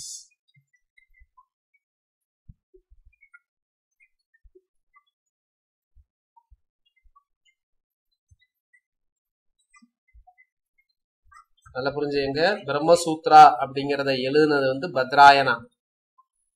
பிரம்மசூத்ரா எழுதுனது பத்ராயனா. அதற்கு கமெண்டரி எழுதுனது, அதற்கு விளக்க உரை, முன்னுரை, தெளிவுரைன்னு சொல்லுவாங்கல்ல, சரிங்களா? சோ அதை எழுதுனது பாத்தீங்க அப்படின்னா தேவராயா. சோ மகாநாடக சுதாநிதி, அதுக்கப்புறம் பிரம்மசூத்ரா பத்ராயனா. பத்ராயனா எழுதுனது பிரம்மசூத்ரா, அதற்கு கமெண்டரி எழுதுறார். இந்த இதுல கடைசி மன்னர் அப்படின்னு பாத்தீங்க அப்படின்னா, கடைசி மன்னர் வீரபக்ஷா 2. வீரபக்ஷா 2 தான் இதுல கடைசி அரசர்.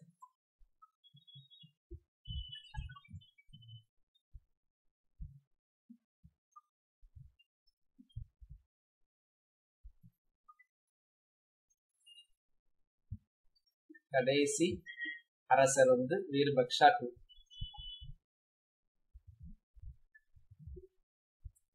சோ மேல குல்பர்கால இருந்து இவரோட பீரியட்ல பாத்தீங்க அப்படின்னா, குல்பர்கால இருந்து ஸ்ரீலங்கா வரைக்கும் போச்சு. இந்த பக்கம் தெலுங்கானா டு கேரளா வரைக்கும் போச்சு. இவருடைய கமாண்டர், இவருடைய தளபதி இவர் தளபதி வந்து பாத்தீங்க அப்படின்னா லக்கானா.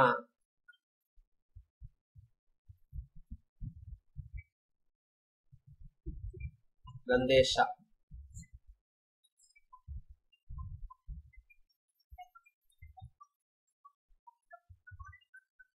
லக்கானா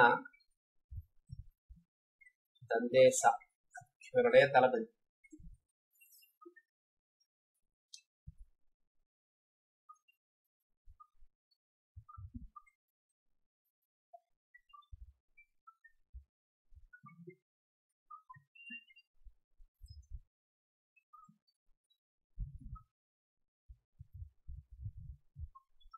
வீரபக்ஷா 2 அவர்தான் கடைசி ரூலர் அப்படின்னு சொல்லியிருக்கு.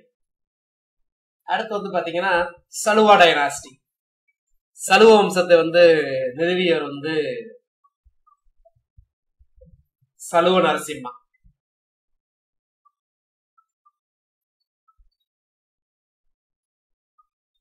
சலுவ நரசிம்மா. இதுல இம்மாடி அப்படின்னு ஒருத்தர் இருப்பாரு. இந்த டைனாஸ்டி பீரியட் வந்து இம்மாடி அப்படின்னு ஒருத்தர் இருப்பாரு.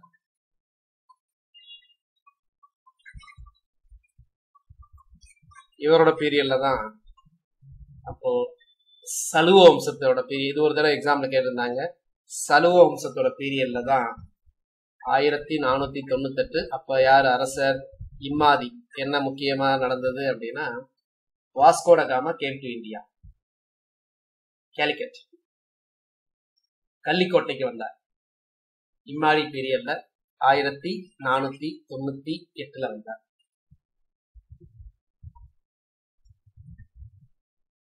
சலுவ வம்சம் சொல்லியிருக்கேன். 1485 இருந்து 1505. அடுத்து துளுவ வம்சம். துளுவ வம்சத்தோட பவுண்டர் வந்து பாத்தீங்க அப்படின்னா வீர நரசிம்மா.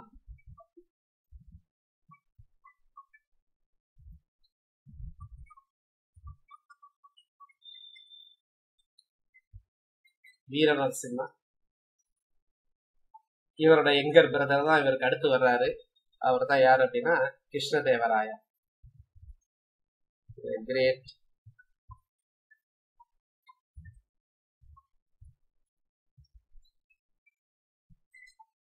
கிருஷ்ணதேவோட பீரியட் கேட்பாங்க. 1509 இருந்து எப்ப வரைக்கும் கிருஷ்ணதேவராயரோட பீரியட் 1509 இருந்து 1529 வரைக்கும்.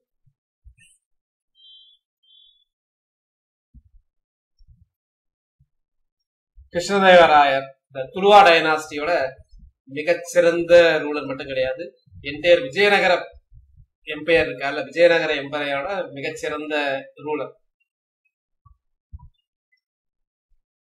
அப்போ வந்து அந்த போர்த்துகீஸ் டிராவலர் ஒருத்தர் சொல்றாரு, டொமிங்கோ பயஸ். அவர் என்ன சொல்றாருன்னா, Krishnadevaraya was the most feared, எல்லாராலும் மிகவும் பயப்படப்பட்ட ஒரு அரசர். அந்த அளவுக்கு அவர் வந்து வலிமையானவர் இருந்திருக்கார். போர்ச்சுகீசிய ஒரு டிராவலர் சொல்லியிருக்கார்.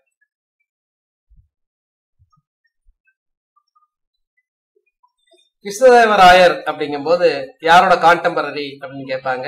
மோலாய மன்னரோட யாரோட கான்டெம்பரரி அப்படின்னா 1526. நமக்கு தெரியும் 1526 தான் தேர்ட் பேட்டில் பானிபட் நடந்தது. முதலாம் பானிபட்டு போர் நடந்தது. அந்த முதலாம் பானிபட்டு போர் இருக்கும்போது யார் இருக்கா? பாபர். அவர் வந்து பாபரோட கான்டெம்பரரி. பாபர் ஜான் வந்து ஏதோ கேர்லெஸ் மிஸ்டேக்ல அக்பர் டைப் பண்ணிருக்கீங்களா? சரிங்களா? பாபரோட கான்டெம்பரரி.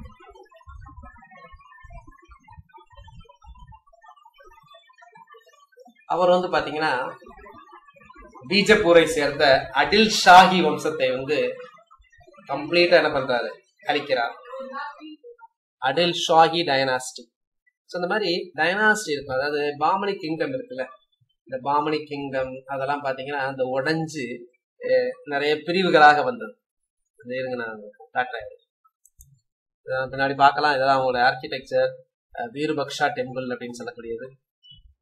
அதுக்கப்புறம் கமர்ஷியல் ஏரியா அந்த அளவுக்கு இருந்தது. சரிங்களா, அங்கே நிறைய கமர்ஷியல் ஏரியா, ஒவ்வொன்றுக்கும் வந்து தனித்தனியாக பில்டிங் இருந்து வாணிகம் எல்லாம் ரொம்ப செழித்தோங்கியது. இவர் வந்து கிருஷ்ணதேவராயர் 1509 to 1529. இதான செலவு. சரிங்களா, அந்த சமயத்துல வந்து பாத்தீங்கன்னா ஒரு அந்த பாமணி கிங்டம் உடைந்து அது வந்து சின்ன சின்னதாக இருந்தது. அதுல வந்து பாத்தீங்கன்னா நீங்க பாருங்க, பீஜப்பூர் அப்படிங்கிறது வந்து அடில் ஷாஹி ஆஃப் பீஜப்பூர். அடில் ஷாஹி வம்சம் பீஜப்பூரை ஆண்டது. அகமது ஷாஹி வம்சம் அகமத் நகரை ஆண்டது. குதுப் ஷாஹி வம்சம் கோல்கொண்டாவை ஆண்டது. பரித் ஷாஹி வம்சம் பீடாரை ஆண்டது. இன்னொன்னு இதுல ஒரு மிஸ்ஸிங், அது என்னது அப்படின்னா பீரார். அது ஏன் மிஸ்ஸிங் அப்படின்றத நான் பின்னாடி சொல்றேன். சரிங்களா, பீரார் பீரார் என்ன டைனாஸ்டி யாராவது சொல்லுங்க பார்க்கலாம். ஸோ இது வந்து அடிக்கடி மேட்ச் போல எங்களை கேட்பாங்க, அதனால இதை எழுதிக்கங்க. முதல் அடில் ஷாஹி ஹைஃபன் போட்டு பீஜப்பூர், அகமது ஷாஹி ஹைஃபர் போட்டு அகமது நகர். இதெல்லாம் தமிழ்லயே நீங்க எழுதுக்கலாம். அகமது ஒண்ணு மட்டும் எழுதுறேன், அகமது ஷாஹி.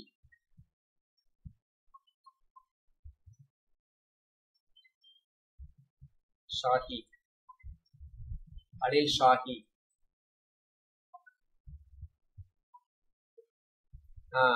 மொத்தம் 5 பேர் பிரிவுகள். அதுல இந்த பீரார் வந்து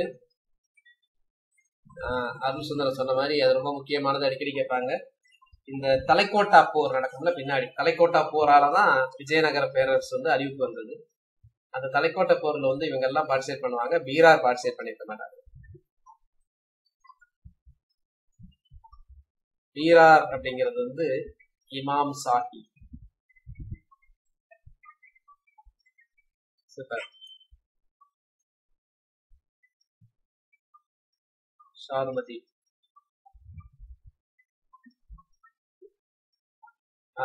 அது வந்து ரொம்ப முக்கியமான வார்.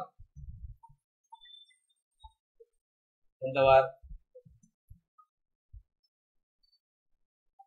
Battle of தலைக்கோட்டா.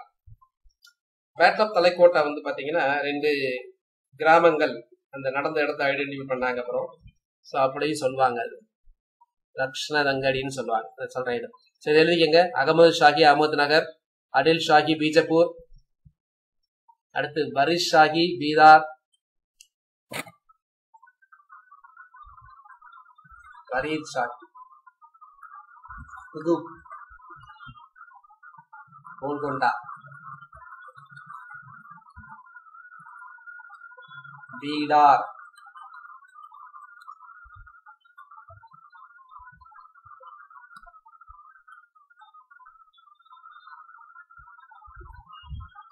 பீஜப்பூர்,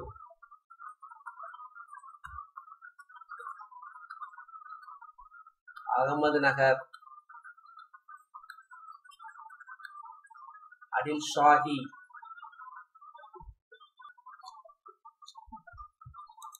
கிருஷ்ணதேவராயர் வந்து அடில் ஷாஹி படைகள் இருக்குல்ல, பீஜப்பூர் படைகளை, அதை வந்து தோற்கடித்தார். குல்பர்காவை வந்து அட்டாக் பண்ணார். He attacked Gulbarga. அங்க அடைத்து வைக்கப்பட்டிருந்த பாமணி இளவரசர்களை வந்து மீட்டார். பாமணி இளவரசர்களை மீட்டார் கோல்கொண்டாவில். கோல்கொண்டாங்கிறது அங்கே ஒரு ஃபோர்ட், கோல்கொண்டா கோட்டையை அட்டாக் பண்ணார்.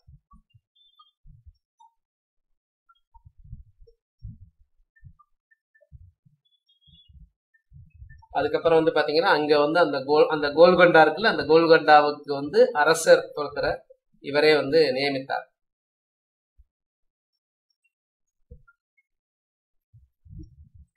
இவருக்கு ஒரு டைட்டிலும் உண்டு, யவனராஜ்யா ஸ்தபன்சாரியா அப்படின்னு சொல்லுவாங்க. ரெஸ்டோர் ஆஃப் யவனா கிங்டம் அப்படின்னு சொல்லுவாங்க. இவருக்கு பேரு யவனம். யவனா அப்படின்னா கிரேக்கம் அப்படின்னு அர்த்தம். யவனா. சரி, இவரோட டைட்டில் வந்து பாத்தீங்கன்னா யவனராஜ்யா.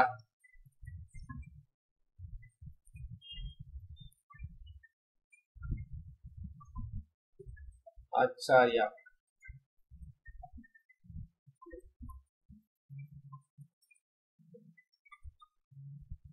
யமனராஜியா, ஸ்தபனா சாரியா, அல்லது ரெஸ்ட் ஆஃப் யமனா கிங்டம், யமன சாம்ராஜ்யத்தை ஏற்படுத்தியவர் இல்ல, அது என்ன சொல்றது, ரெஸ்டோரேஷன், இடையில கொஞ்சம் இதா இருந்ததை வந்து திரும்ப ஏற்படுத்தியவர்.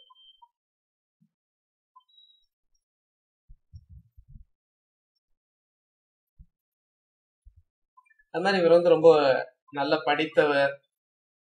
துமிங்க பெயர் சொல்லியிருக்காரு, இஸ் த மோஸ்ட் லேர்ன்டுன்னு சொல்லியிருக்காரு. இவர் ஒரு ஸ்காலர்.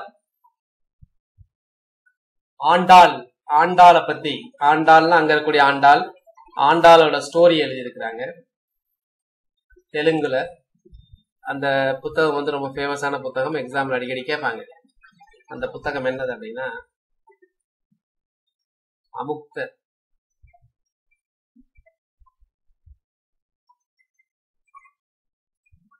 அமுக்த மால்யாதா அப்படிங்கறத வந்து எதுல எழுதியிருக்காரு அப்படின்னா தெலுங்குல எழுதியிருக்காரு.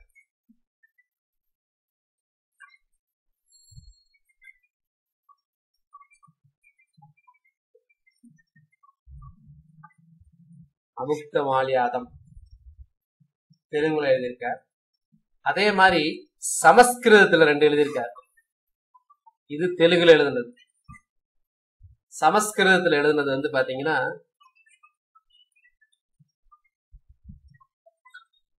ஜாம்பாவதி கல்யாணம்.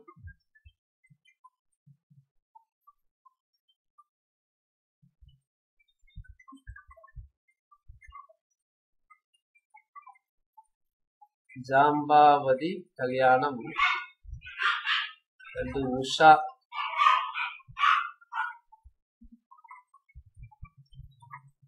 உஷா பரிணயம்.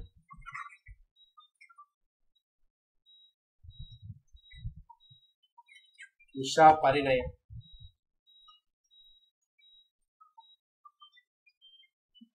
அது மாதிரி இவருக்கு பேரு உண்டுங்க. இவருக்கு வந்து அபினவ போஜான்னு சொல்லுவாங்க, ஆந்திர போஜா என்றும் அழைக்கப்படுகிறார். இதெல்லாம் எக்ஸாம்ல அடிக்கடி கேட்பாங்க, யார் ஆந்திர போஜா என்று அழைக்கப்படுபவர் அப்படின்னு. அபினவ போஜா, ஆந்திர போஜா.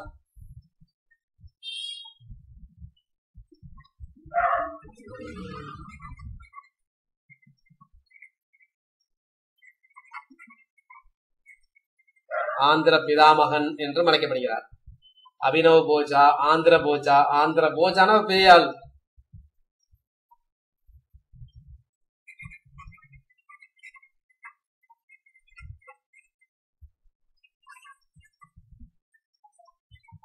போஜனா எழுதிங்க. அபினவ,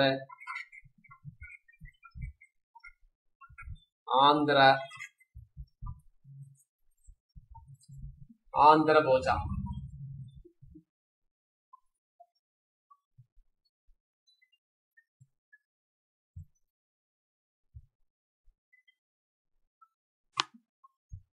இவரோட பீரியட்ல வந்து தெலுங்கு லிட்ரேச்சர் இருக்குல்லங்க, தெலுங்கு இலக்கியம் வந்து தலை தோங்கியது இவரோட பீரியட்ல. தெலுங்கு லிட்ரேச்சர் வந்து தலை தோங்கியது. இவர் ஒரு டவுன் வந்து இது பண்ணார். ஆந்திரா போஜா அப்படின்னு சொன்ன உடனே யுவன் அப்படிங்கிற ஒரு டைப் பண்றாரு சார். ஆந்திர கேசரி அப்படின்னு டைப் பண்றாரு. ஆந்திர கேசரி என்று அழைக்கப்படுபவர் யார் அப்படின்னா அவரே டைப் பண்ணியிருக்காரு, டி பிரகாசம். டி பிரகாசம் அப்படிங்கிறது ஆந்திர கேசரி. பஞ்சாப் கேசரி என்று அழைக்கப்படுபவர் யார்? பஞ்சாப் கேசரி என்று அழைக்கப்பட்டவர் யார்? லாலா லஜபதி ராய். கேசரி அப்படின்னா என்னது அப்படின்னா வீரம் பொருந்தவர், வீரம் தீரம் பொருந்தியவர் அப்படின்னு அர்த்தம். சிங்கம் அப்படின்னு சொல்லுவாங்க. கேசரி ரபா கேசரி கிடையாது, சிங்கம், வீரம் தீரம் புரிந்தவர் அப்படின்னு சொல்லுவாங்க. சிங்கம் 1 2 3 இருக்குல்ல, அந்த சிங்கம். லாலா லஜபதி ராய், பஞ்சாப் கேசரி. இங்க வந்து ஆந்திர கேசரி என்று அழைக்கப்படுபவர் யார் அப்படின்னா டி பிரகாசம். இவர் வந்து he founded a city, ஒரு நகரத்தை நிர்மாணித்தார். அது எக்ஸாம்பிள் கேட்டிருக்கிறாங்க. என்ன நகரம்? நகல்பூர் என்ற நகரத்தை நிர்மாணித்தார். இவர் வந்து ஒரு he founded a town, he established a town, விஜயநகரத்துக்கு பக்கத்துல. அதுக்கு பேரு நகல்பூர். அது மட்டும் கிடையாது, நிறைய கோபுரங்கள், அங்க இருந்த கோயில்களுக்கு நிறைய டேங்க்ஸ் கட்டினார். அவர் வேரியஸ் நிறைய நிறைய நிறைய கோயில்கள் கட்டினார். அதுல முக்கியமான கோயில் சொல்றது அப்படின்னா ஹசாரா ராமசாமி.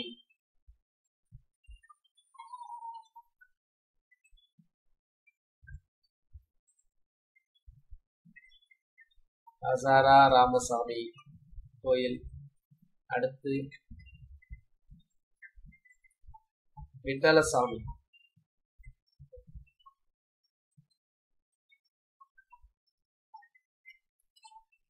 விட்டலசாமி, ஹசாரா ராமசாமி கோயில்களை ஏற்படுத்தினார். விட்டல்சாமி, ஹசாரா ராமசாமி கோயில்களை ஏற்படுத்தினார். இத ஹம்பி அப்படின்னு சொல்லுவாங்க. ஹம்பி பக்கத்துலன்னு சொல்றாங்க. ஹம்பிங்கிறது ஒண்ணும் கிடையாது, விஜயநகர பேரரசெல்லாம் அழிஞ்சிருச்சுல்ல, அந்த அழிந்து சிதையுண்ட பகுதிகளுக்கு தான் என்ன பெயர் அப்படின்னா ஹம்பி. ஹம்பின்னு சொல்லியிருக்கிறாங்க. ஹம்பி. இந்த ஹம்பிங்கிறது என்னது அப்படின்னா விஜயநகர பேரரசோட சிதையுண்ட பகுதிகள். அதுக்கு பேர் தான் என்னது? ஹம்பி என்று அழைக்கப்படுகிறது.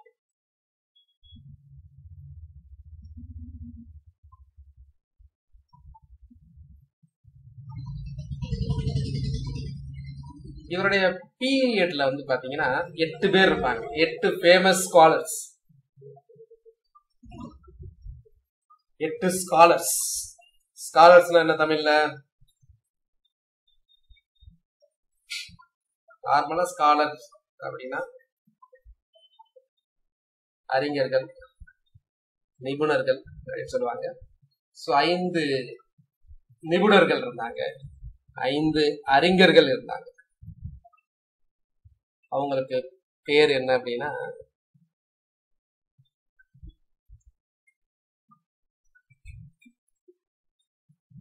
அஸ்ட்ரா. அஸ்ட்ரா அப்படின்னா என்னது? 8 பேர்னு அர்த்தம். எப்பவுமே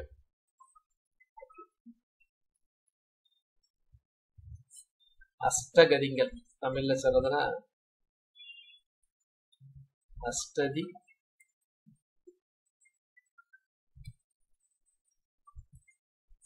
அஷ்டதிகஜங்கள், அஷ்டாதிகாஸ், அஷ்டாதிகதாஸ், திகாதாசாஸ். அதுல பாத்தீங்கன்னா முக்கியமானவங்க பாத்தீங்க அப்படின்னா அல்லசாணி பெத்தண்ணா, தெனாலி ராமா, இவங்கெல்லாம் அந்த அஷ்டாதிகஜங்கள்ல வருவாங்க. அஷ்டதிகஜங்கள்.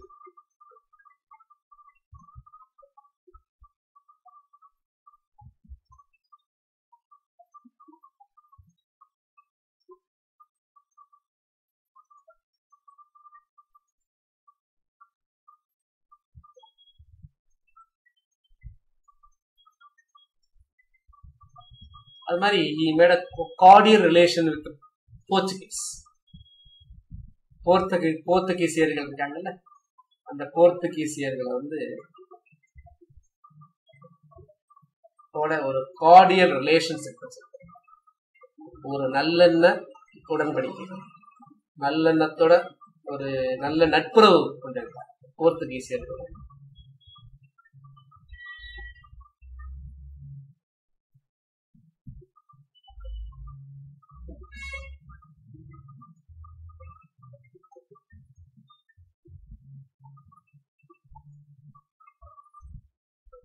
சோ அஷ்டதி கஜங்கள் அப்படிங்கிறவங்க வந்து பாத்தீங்கன்னா அல்லசானி பெத்தன்னா. இந்த அல்லசானி பெத்தன்னா தான் அவருக்கு இன்னொரு பேர் உண்டு, என்னதுன்னா ஆந்திர கவி பிதாமகன் என்று அழைக்கப்பட்டவர். ஆந்திர கவி பிதாமகன் என்று அழைக்கப்பட்டவர் அல்லசானி பெத்தன்னா. இவர்தான்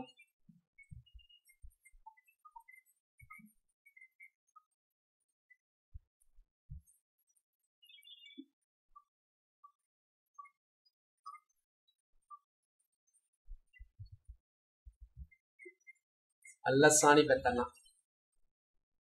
இவருக்கு இன்னொரு பேர் என்ன தெரியுமா? ஆந்திர கவி பிதாமகா. ஆந்திர கவி பிதாமகன் என்று அழைக்கப்பட்டவர். எழுதிக்கங்க. ஆந்திர பிதாமகன் கிடையாது, ஆந்திர கவி பிதாமகன். வெறுமான ஆந்திர பிதாமகன் அப்படின்னா கிருஷ்ணதேவராயர். ஆந்திர கவி பிதாமகன் இவர் கவிஞர். ஆந்திர கவி பிதாமகன் அல்லசானி பெத்தன்னா.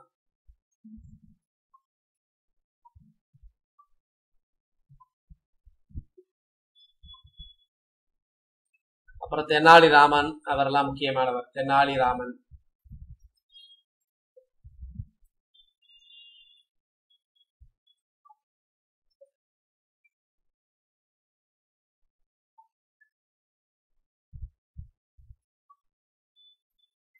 இவர் மனு சரிதம் அல்லசானி பெத்தன்னா. இவர் எழுதின புத்தகம் வந்து பாத்தீங்கன்னா மனு சரிதம்.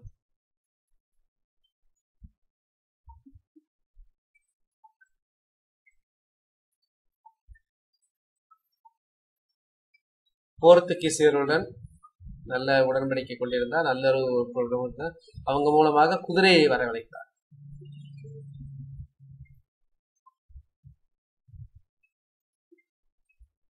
அடுத்து அல்லசானி பெத்தன்னா வேற என்ன எழுதினார் அப்படின்னா ஹரிகதை.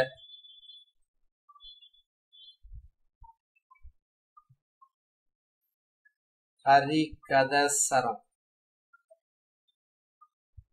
ஹரிகதசரம் அப்படிங்கிற அதை எழுதினார். இவருடைய முக்கியமான படைப்புகள்.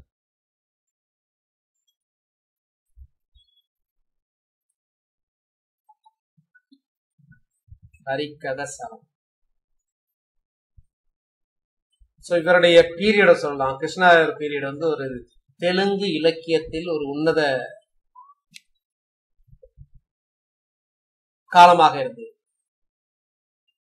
அதனாலதான் இவர் ஆந்திர பிதாமகா அப்படின்னு சொல்லுவாங்க.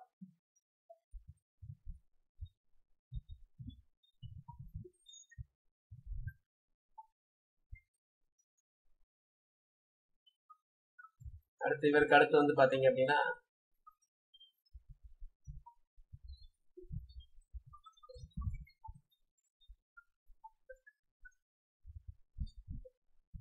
இதற்கு அடுத்துல அதுக்கு அடுத்தல முக்கியமானவர் அப்படின்னா யாருன்னா சதாசிவராயர். சதாசிவராயர். சதாசிவம்.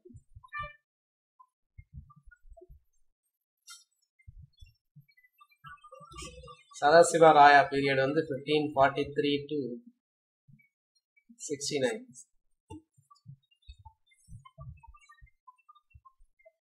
இவர் பேருக்கு தான் அரசர். ஆனா அரசர் எல்லாம் யாரோட கையில இருந்தது அப்படின்னா யாரோட கையில இருந்தது?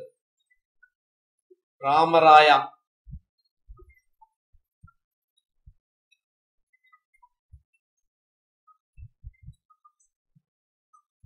இங்கிலீஷ்ல என்ன சொல்லுவாங்க தெரியுமா? தெரிஞ்சுக்கங்க. Is you ruler.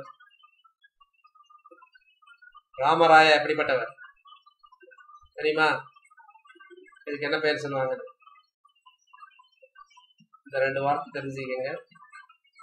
D jure de facto. தமிழ்ல சொல்றதுன்னா டி ஃபேக்டோனா என்ன தெரியுமா? உண்மையில். டி ஃபேக்டோனா உண்மையில். டி ஜூர்னா என்னது? சட்டத்தின் பிரகாரம், சட்டத்தின்படி. இப்ப நான் ஒண்ணு சொல்றேன், நீங்க கரெக்டா ஆன்சர் பண்ணுங்க. நம்ம என்ன பார்க்கல, அது இருந்தாலும் உங்களுக்கு தெரியும். de jure. De jure is Jahangir. De jure is Jahangir. De facto ruler யாரு? De facto ruler யாரு? De jure. Jurisdiction. De jure. De jureங்கிறது Jahangir, அதாவது முகலாய மன்னர்ல. De facto யாரு? Nurjahan. Correct, very good. Nurjahan தான் உண்மையிலேயே ரூல் பண்ணார். அவர் தான் அவங்க எல்லாமே, அட்மினிஸ்ட்ரேஷன் எல்லாமே அவங்க தலையீடு இருந்தது. பேரளவுக்கு தான் யாரு? நூர்ஜஹான். பட் பின்னாடி இருந்து முக்கியமாக ஆட்சி புரிந்தது யாருன்னா, சொல்லுவோம்ல,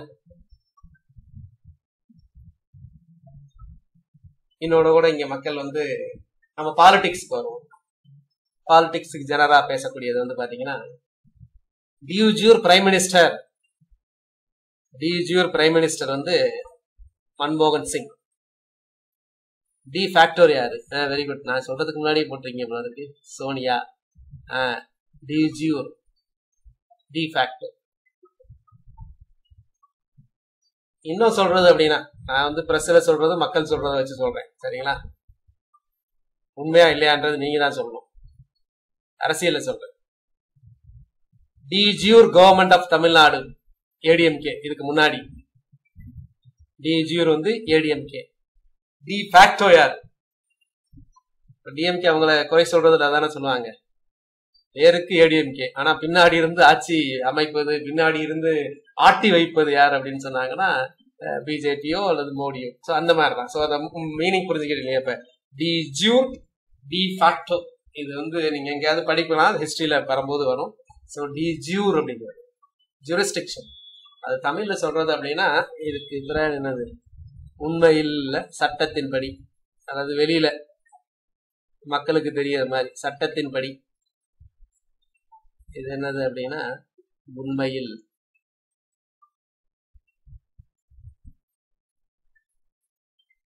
கைப்பாவை அந்த மாதிரி நீங்க சொல்லலாம் அப்படின்னா, சட்டத்தின்படி.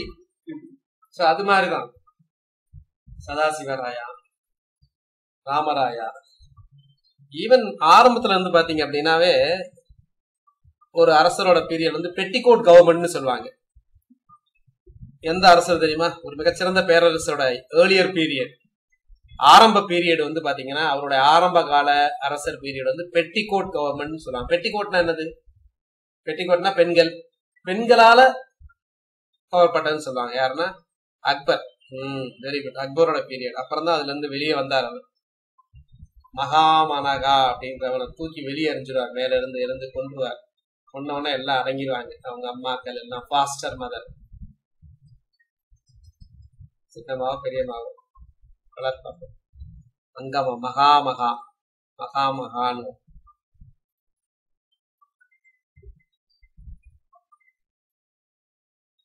ரைட். அந்த மாதிரி டி ஃபேக்டோ. அதே மாதிரி எக்ஸ் அபிஷியோன்னு வரும். அது நான் ஏற்கனவே சொல்லியிருக்கேன். எக்ஸ் அபிஷியோ அப்படின்னா என்னது அப்படின்னா, இதெல்லாம் அங்கங்க வரக்கூடிய சில foreign terms in ex officio. Ex officio அப்படின்னா என்னது அப்படின்னா, அந்த பதவிக்கு பதவியின்படி, அந்த பதவியின்படி அப்படின்னா எக்ஸ் அபிஷியோ அப்படின்னா. Ex officio chairman of Rajya Sabha யாரு? Ex officio chairman of Rajya Sabha யாரு? Ex officio chairman of Rajya Sabha வந்து வைஸ் பிரசிடென்ட். எக்ஸ் அபிஷியோ அப்படின்னா அந்த பதவியின்படி, அந்த பதவிக்கு. சரி, ஒரு நித்தி ஆயோக்கோட சேர்மன் இவரெல்லாம் சொல்ல மாட்டாங்க. நித்தி ஆயோக்கோட சேர்மன் யாரு? யாரு பிரைம் மினிஸ்டரோ அவர் தான் சேர்மன், மாறிக்கிட்டே இருப்பாங்க, அவ்வளவுதான். இப்ப வேற ஒருத்தர் வந்தாருன்னா வரலாம். அப்ப ராஜ்யசபாவோட சேர்மன் யாரு? Vice president. தமிழ்நாடு பிளானிங் கமிஷனோட சேர்மன் யாரு? Chief minister. NITI Aayog, NITI Aayog, NITI NITI. அதோட எக்ஸ்பென்ஷன் யாராவது எழுதுங்க பார்க்கலாம். எதுவுமே பார்க்க கூடாது, செக் பண்ணாம எழுதணும். கூகுள்லாம் பார்க்காம உங்களுக்கு தெரிஞ்சா எழுதணும். நித்தி ஆயோக். இந்தியாவோட டாப் மோஸ்ட் எக்கனாமிக் இந்த பிளானிங் எல்லாம் பண்ணக்கூடிய பாடி நிதி Aayog, NITI, national institution for transforming India. National institution for transforming India. National institution, very good Kalpana. National institution for transforming India. So இதுதான் நிதி ஆயோக், NITI ஆயோக். அது வந்து பிளானிங் கமிஷனுக்காக ஏற்படுத்தப்பட்டது. நிதி ஆயோக் எப்ப ஏற்படுத்தப்பட்டது சொல்லுங்க பார்க்கலாம். என்னையில இருந்து நிதி ஆயோக் ஏற்படுத்தப்பட்டது வந்ததுனால அதை கேட்கிறேன். ரொம்ப முக்கியமானது. நிதி ஆயோக் ஏற்படுத்தப்பட்டது ஜனவரி 1, 2015. அதுக்கு முன்னாடி இருந்த பாடி எது? Planning commission. திட்டக்குழு எப்ப ஏற்படுத்தப்பட்டது? திட்டக்குழு வந்து மார்ச் 15, 1950 பை பிரசிடென்சியல் ஆர்டர், குடியரசுத் தலைவர் உத்தரவு, சட்டப்பிரகாரம் ஏற்படுத்தப்பட்டது, உத்தரவால் ஏற்படுத்தப்பட்டது. மார்ச் 15, 1950 ஏற்படுத்தப்பட்டது. முதல்ல டிஎன்பிசில கேட்டிருந்தாங்க இப்ப ரீசெண்டா, எந்த நாளில் எந்த தினத்தன்று பிளானிங் கமிஷன் ரிமூவ், என்ன சொல்றது, டிசால்வ்னு சொல்றது. பிளானிங் கமிஷன் திட்டக்குழு கலைக்கப்பட்ட தேதி என்ன? Very good Arulsamy. ஆனா தப்பா சொல்றீங்களே. ஒன்னே ஒண்ணு தப்பு, 3 ஒண்ணு தப்பு. எதுன்னு சொல்லுங்க. ஒவ்வொன்றையும் நோட் பண்ணிக்கங்க. ஒவ்வொன்றுமே ரொம்ப ரொம்ப முக்கியம். திரும்ப ட்ரை பண்ணுங்க. அருள்சாமி நீங்க கரெக்ட் தான். இவன் தேவா கரெக்டா சொல்றாரு. ஆகஸ்ட் 15, 2014 அனௌன்ஸ் பண்ணாங்க. அனௌன்ஸ் பண்ணது கரெக்ட். எப்போ டிசால்வ் பண்ணாங்க அதான் நான் கேட்கிறேன். அவர் கரெக்டா சொல்லியிருக்காரு, ஒரு இது தப்பா சொல்லியிருக்காரு. அருள்சாமி வந்து 12 தெரியாம போட்டாரான்னு தெரியல. Very good Arulsamy. August 17, 2014 dissolve பண்ணப்பட்டது. ஸோ நோட் பண்ணிக்கோங்க. ஆகஸ்ட் 17, 2014 டிசால்வ் பண்ணாங்க. அப்போ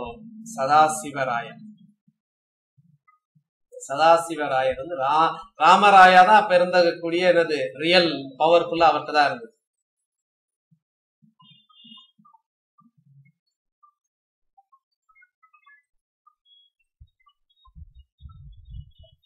நல்ல ஒரு போர் தந்திரம் தெரிந்தவர் யாரு? ராமராயர்.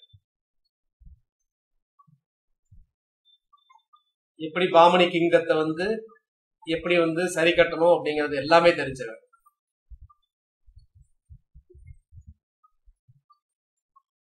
ஆனாலும் அந்த தெக்கான் ஸ்டேட்ஸ் இருந்ததுல நான் சொன்னேன், அகமது நகர், பீஜப்பூர், கோல்கண்டா, பீடார், அவங்களுக்குள்ள பகை இருந்தது. ஆனாலும் இதெல்லாம் மறந்து என்ன பண்ணாங்க அப்படின்னா, காமன் எனிமியான விஜயநகரை வந்து எப்படியாவது ஒழிக்கணும் அப்படின்னு அவங்க 4 பேரும் கூடி ஒரு திட்டம் போட்டாங்க. சோ அதுதான் வந்து என்னது அப்படின்னா பேட்டில் ஆஃப் தலைக்கோட்டை போர். இந்த பேட்டில் ஆஃப் தலைக்கோட்டை போர் நடந்த வருடம் ரொம்ப ரொம்ப முக்கியம். அடிக்கடி கேட்பாங்க. 1565 1565. இது 2 பக்கத்துல இந்த வில்லேஜ் நடந்ததுனால அது என்ன சொல்லுவாங்க அப்படின்னா, ஆல்சோ என்னது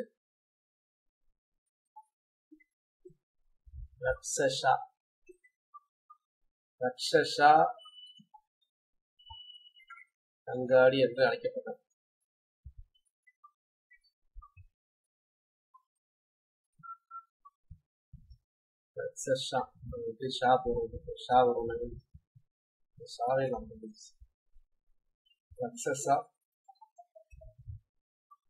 அங்காடி. இதுல வந்து நான் சொன்ன மாதிரி என்னன்னா, அகமது நகர், பீஜப்பூர், கோல்கொண்டா, பீடார்.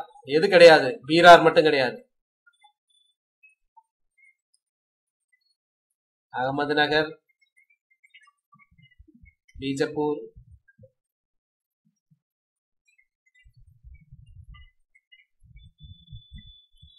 கோல்கொண்டா, பீடா, பீஜப்பூர், பீடா, பீரார் மட்டும் கிடையாது. இங்க பாருங்க,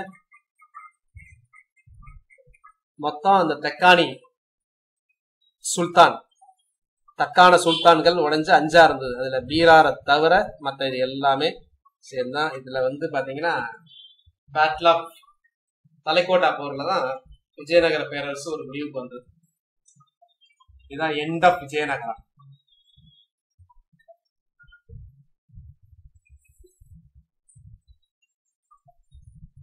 இதுல சதாசிவராயா இருக்காருல்ல,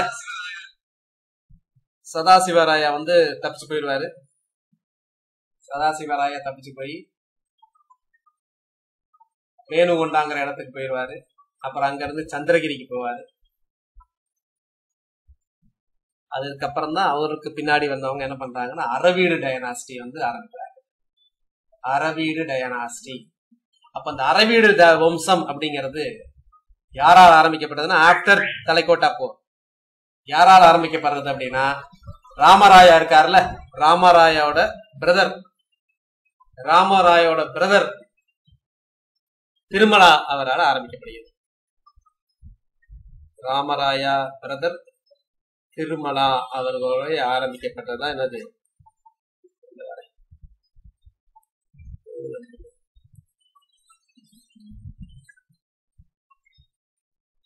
அதான் அரவீடு வம்சம்.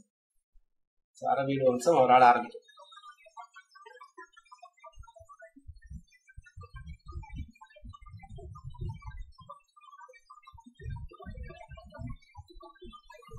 ரைட், மீதி அடுத்த வகுப்புல பார்க்கலாம். தேங்க்யூ.